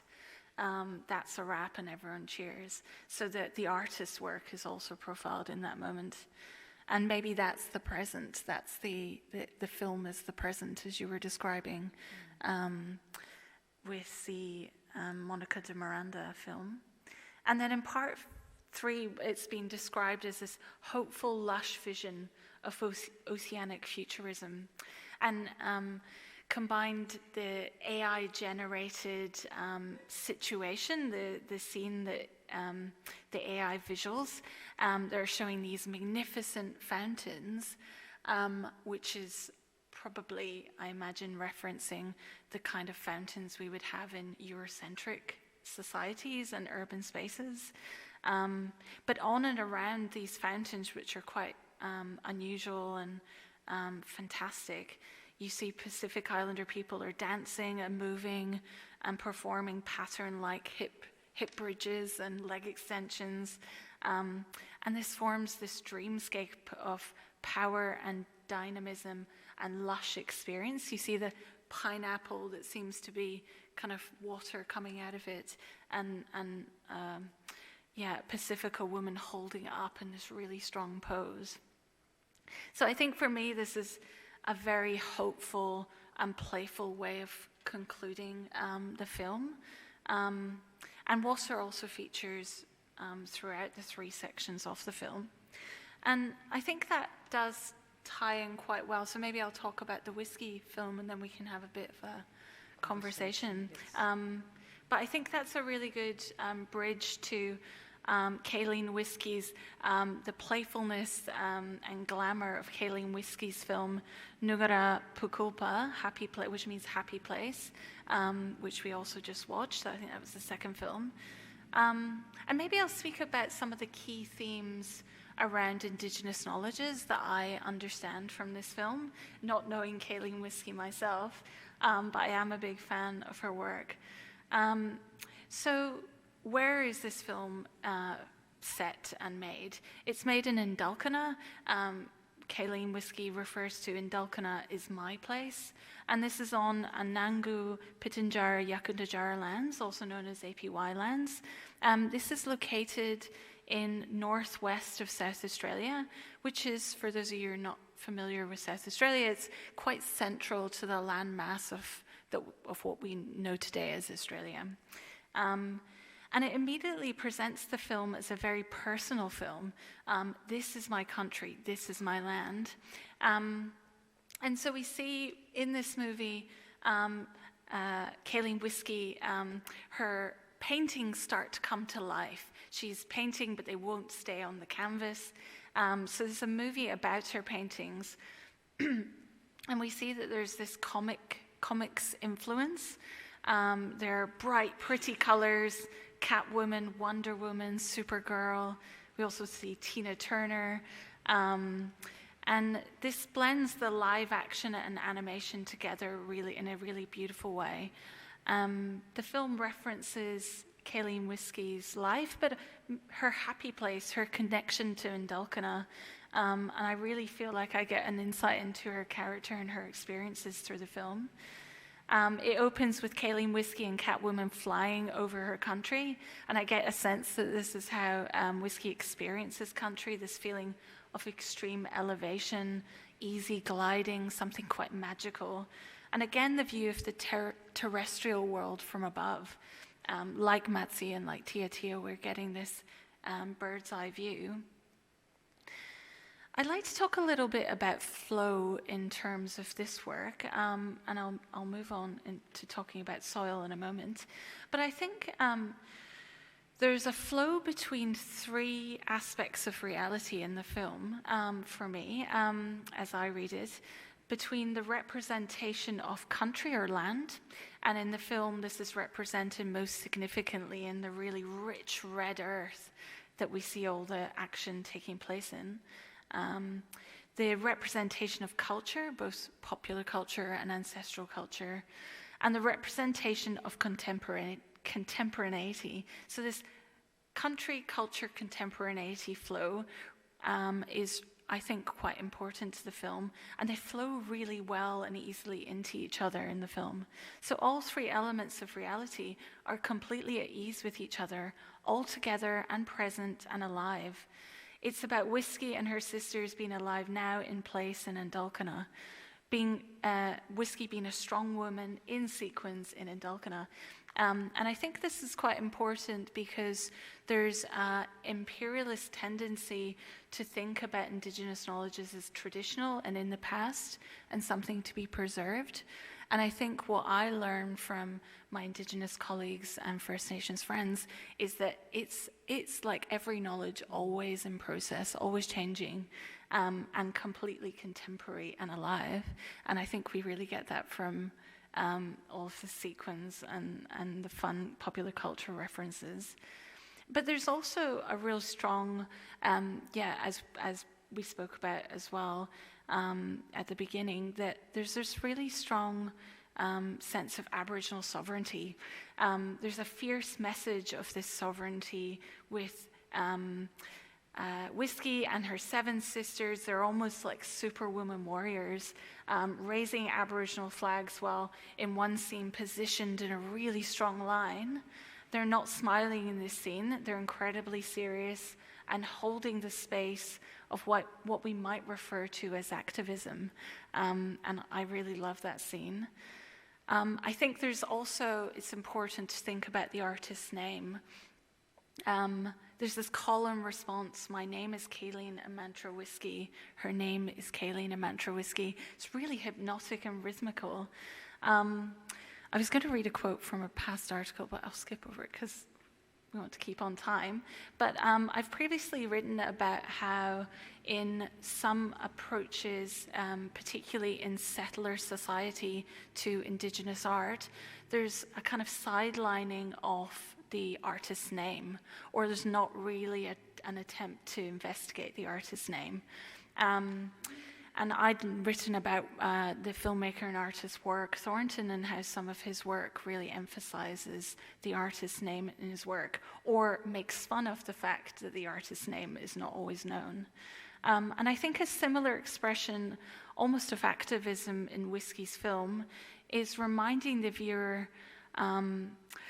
something which seems self-evident, but isn't always backed up in settler culture, that the names of Indigenous artists are as vital to know and as to remember and to recall in conversation and to record in art history as those of non-Indigenous artists.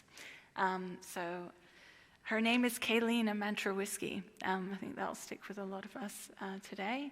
And also to then maybe conclude that, to think about soil.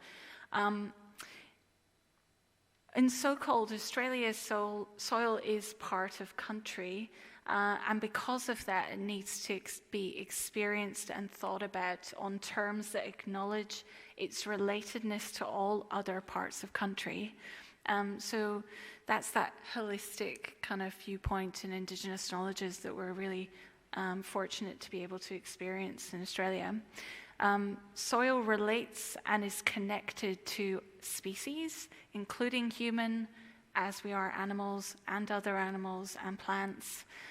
Soil is connected to air, soil is connected to water, and the soil of Ndalkana then cannot be separated from the art of Kaylene whiskey, and I think that's why it really works. Despite it being quite different facets of the film, they really work well together. So maybe we could have a little conversation. Is there anything you'd like to add to that? Yes. About this last thing that you've said, so it's not only that there is not one element, but many elements in one, like in water, but also every element needs the others, like soil cannot be considered without air and without water. And today in Maria de Madeira's performance and installation, we've seen also, we've talked about the red water, that is a water that is full of clay, in a way, of earth, which makes it red. So, and from clay, then all the legends say that humans have been forged and so on and so on. So it's the collection of elements and their relation that makes the world into being. And connecting these to this thing of names that you were saying, that indigenous names are important and indigenous artists must have a name. I was also thinking, for these two reasons, to the Australian Pavilion at the Biennale, where there is a strong reference to names in the phylogenetic tree that we see of the parenthood of the artist himself, that first is linear, as in a family tree, as we are traditionally used to see, and then gets very confused when it goes into ancestors. It's a cloud. It's not connected anymore through lines, but just through, I don't know, influence, reciprocal influence. And at the same time, we have roots in the wall, so in the peripheric part of the pavilion, but then we have water in the middle of the pavilion, separating us from terrible documents that are there. So in that case, water is not something that is connecting things together, but it's something that takes us separate from truth, if we can say. It's a monumental use of water. We see this kind of use of water in monuments, like separating the viewer from the monument. I'm thinking about, for example, September 11 monument. There's a hole in the ground, and you are separated from that hole through a basin of water, and just making my mind flow in these connections. Have you thought about that? You visited the Australian Pavilion yesterday, I think? Yeah, a couple of days ago. And I know a lot about it. Obviously, as soon as we found out Archie Moore had won the Golden Lion, it was very affecting in Australia. We were very uplifted to have this great Indigenous artist recognised on such a wonderful international platform. And yeah, when I visited it, I actually kind of saw some things I wasn't expecting. And in particular, I didn't realize the water was going to have a viscosity. And it wasn't moving, but you had this sense it was thicker than water, or there was something else in it. So I asked one of the gallery, the people sitting in the gallery, is there something in the water? And there was ink. There's ink in the water.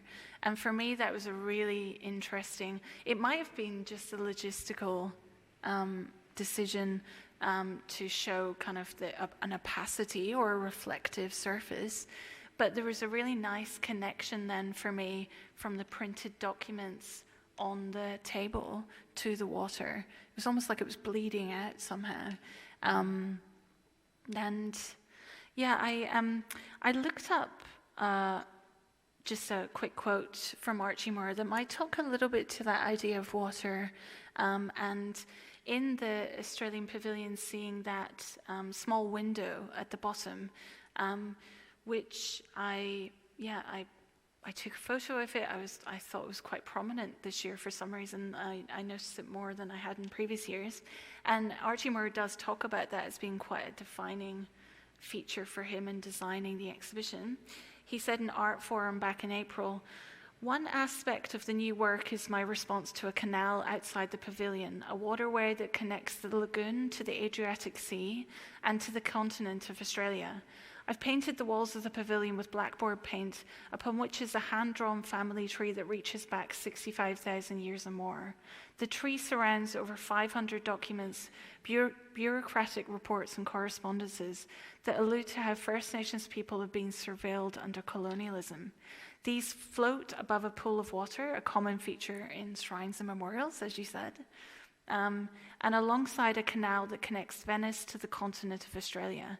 This sense of being far away but connected, politically and spiritually, to home is intrinsic to much of the work I produce." So he was able to find this flowing connection from the space in the Giardini to home on the continent of Australia. So I thought that was really beautiful to think about as well. So also in this case, this is a water that is blind and deaf because you cannot access the documents. You can see only their quantity, and so see how many indigenous people have been convicted. But the water that is full of ink is somehow making lose memory of individuals.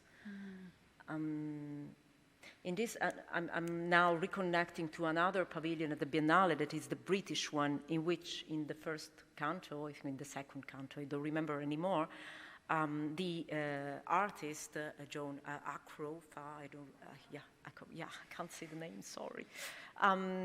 He talks about, it quotes Jacques Benveniste, I guess, about the memory of water. So water is something that retains memory. So actually we see two opposite ways of looking at the water, one that forgets and one that remembers in a way. I have some thoughts maybe just about relationality, but I suppose it might be good to hear if anyone has any thoughts they'd like to share or questions for Valeria. Yes, Maria.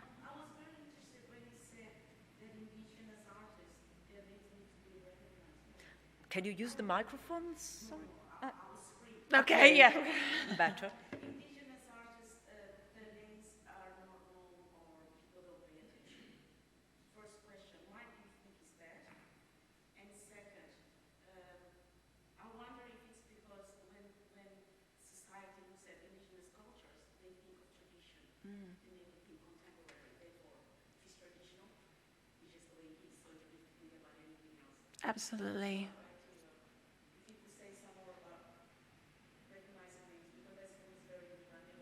Yeah. Well, I mean, whether it's happening or not, I should probably qualify this with that was my reading of the repeated name. But I don't know that it's necessarily in scholarship or it was based on an article that I wrote based on an interview with Warwick Thornton, as I said, and I'm happy to share it. It's not a very good one. It was a good interview with Warwick Thornton, though.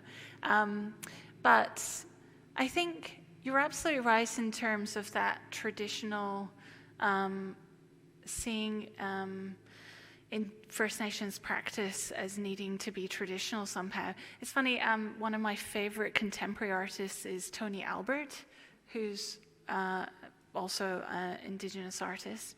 But he has a quote, and I'm going to accidentally misquote, but he says that there's something you never hear of Indigenous artists is that they're contemporary.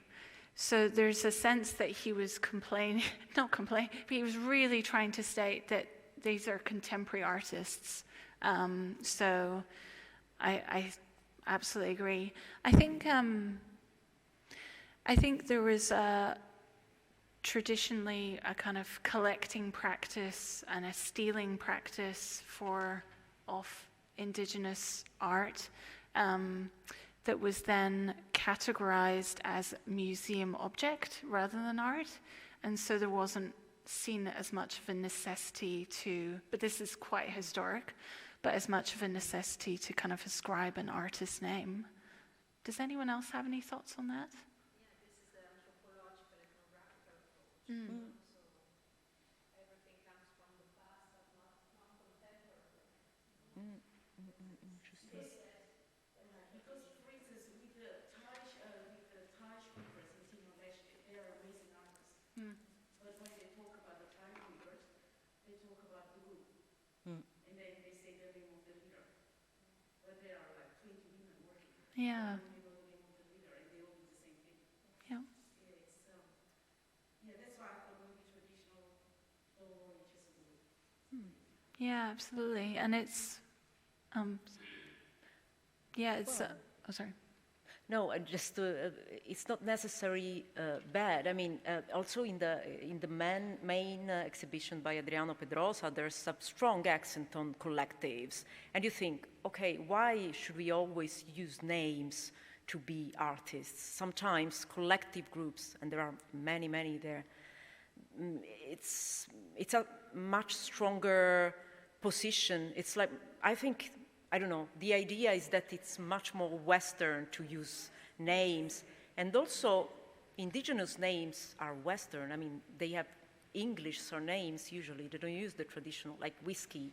Whiskey must have been added afterwards. So there's something in this naming. It's just a different way of naming, I think, and an adaptation, like a kind of a confluence of different cultures. I think you're absolutely right that the artist collective is very strong in indigenous cultures, and I'm so overwhelmed by the experiences that I've had talking with artist collectives, going out and visiting. In particular, I'm thinking of the Hermannsburg School, but each of the artists is also identified in the work they make, but they work as a collective as well, or work under a kind of collective practice.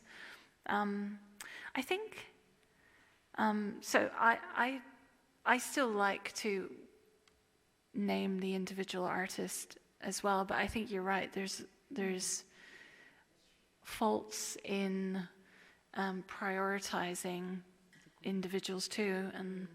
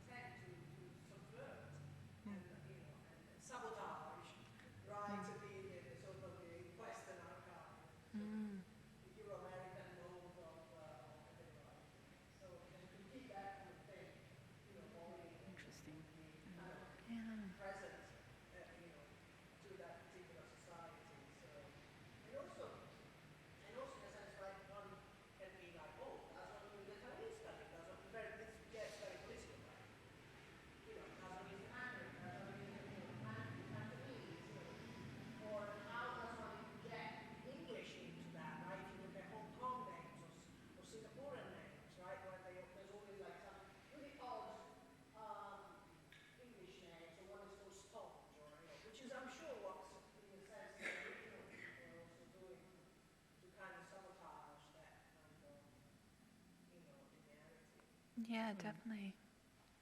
And I suppose 2 years ago there was also Documenta, and I was like the amount of artist collectives that were included in that was fantastic, and it also does. Yeah.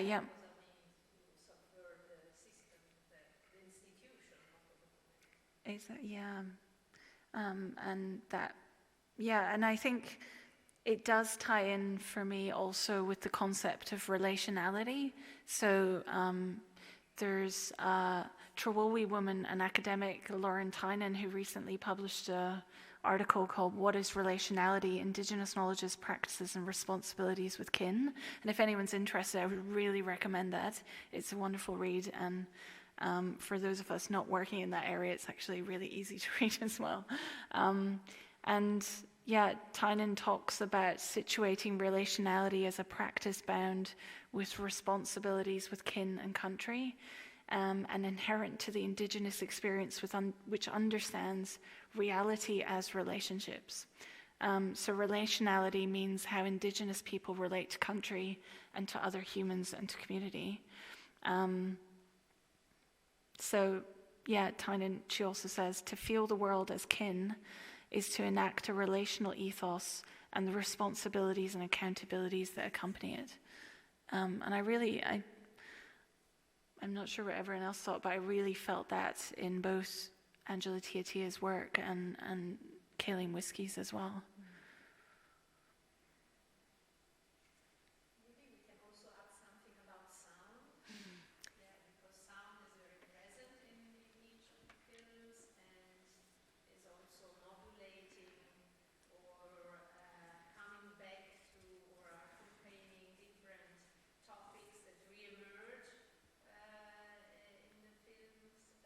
Yes. It's there. It's a huge presence, like the image. Yeah. I also now notice things that I had not noticed before about the soundtracks, actually. And in particular, I think the Mónica de Miranda's film it has an incredible soundtrack, because on one hand you have this electronic sound like sonar, transistor, etc. You have a main soundtrack actually that is the voiceover, and the voiceover is based on different poems.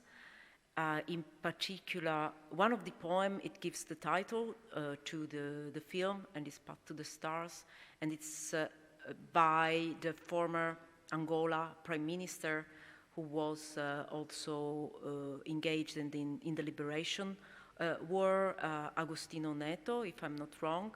So many pieces come from his poetries, and then there is the José Luandino Vieira that I quoted. So it's a collage of different pieces of poems, and I think it makes the work very, very beautiful, very poetic. So she borrows a lot from these texts. And this is the main soundtrack. It's not linear because it's so in fragments, I would say, but it gives a linearity to the movie. And then there is the back of this soundtrack that is made of these electronic sounds that I said before, radio transmissions, and today that we visited the Portuguese pavilion, we saw that how radios are important for Mónica de Miranda, because they were important for the liberation fight, and the people were communicating through radio to liberate their countries.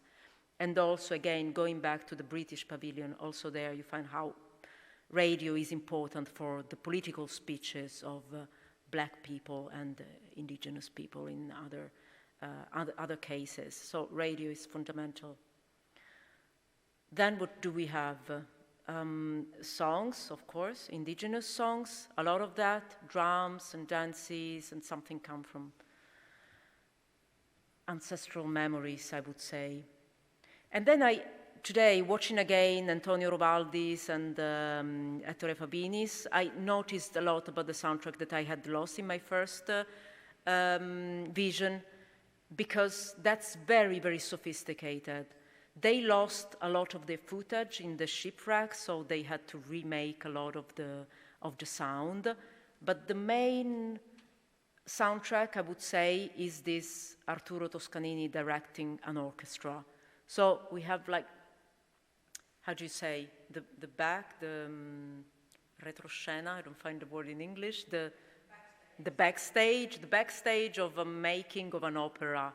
So he's singing over the instruments and everything. That it's everything about directorship, about directing a movie. That means putting things together and making them work in harmony. So I really enjoyed the thing. But then finally that backstage orchestra music is transforming into real orchestra.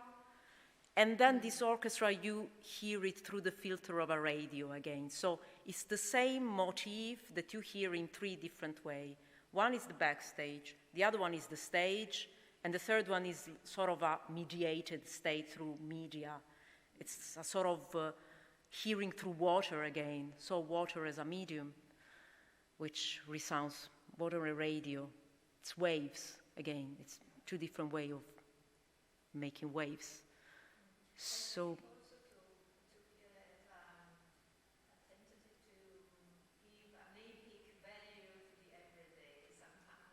yeah, because it's Verdi, it's opera, and you're totally right. So it's not whatever. It's Toscanini directing Verdi, so it's real stuff. Being the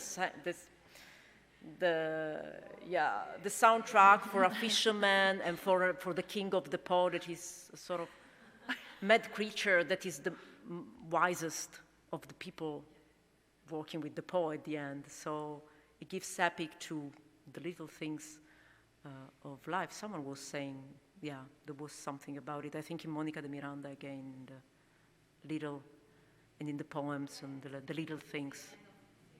Yeah. But yeah,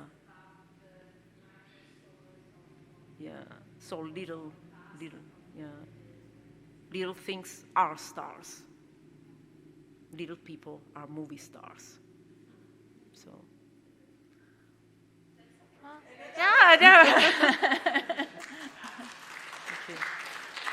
Thank you.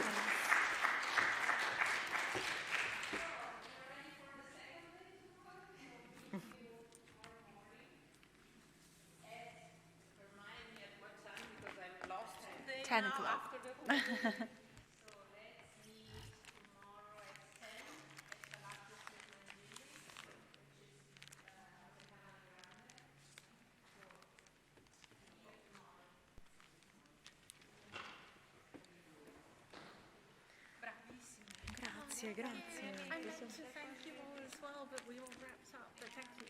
Yeah. Really great. Oh, thank you. Your dialogue was. Oh, well, this has been so fun. I said we'll have to get Valeria over to Australia. No. Yes, so from a distance, you see. Yeah, meeting at 8 o'clock. Yeah, exactly. Yeah. Beautiful.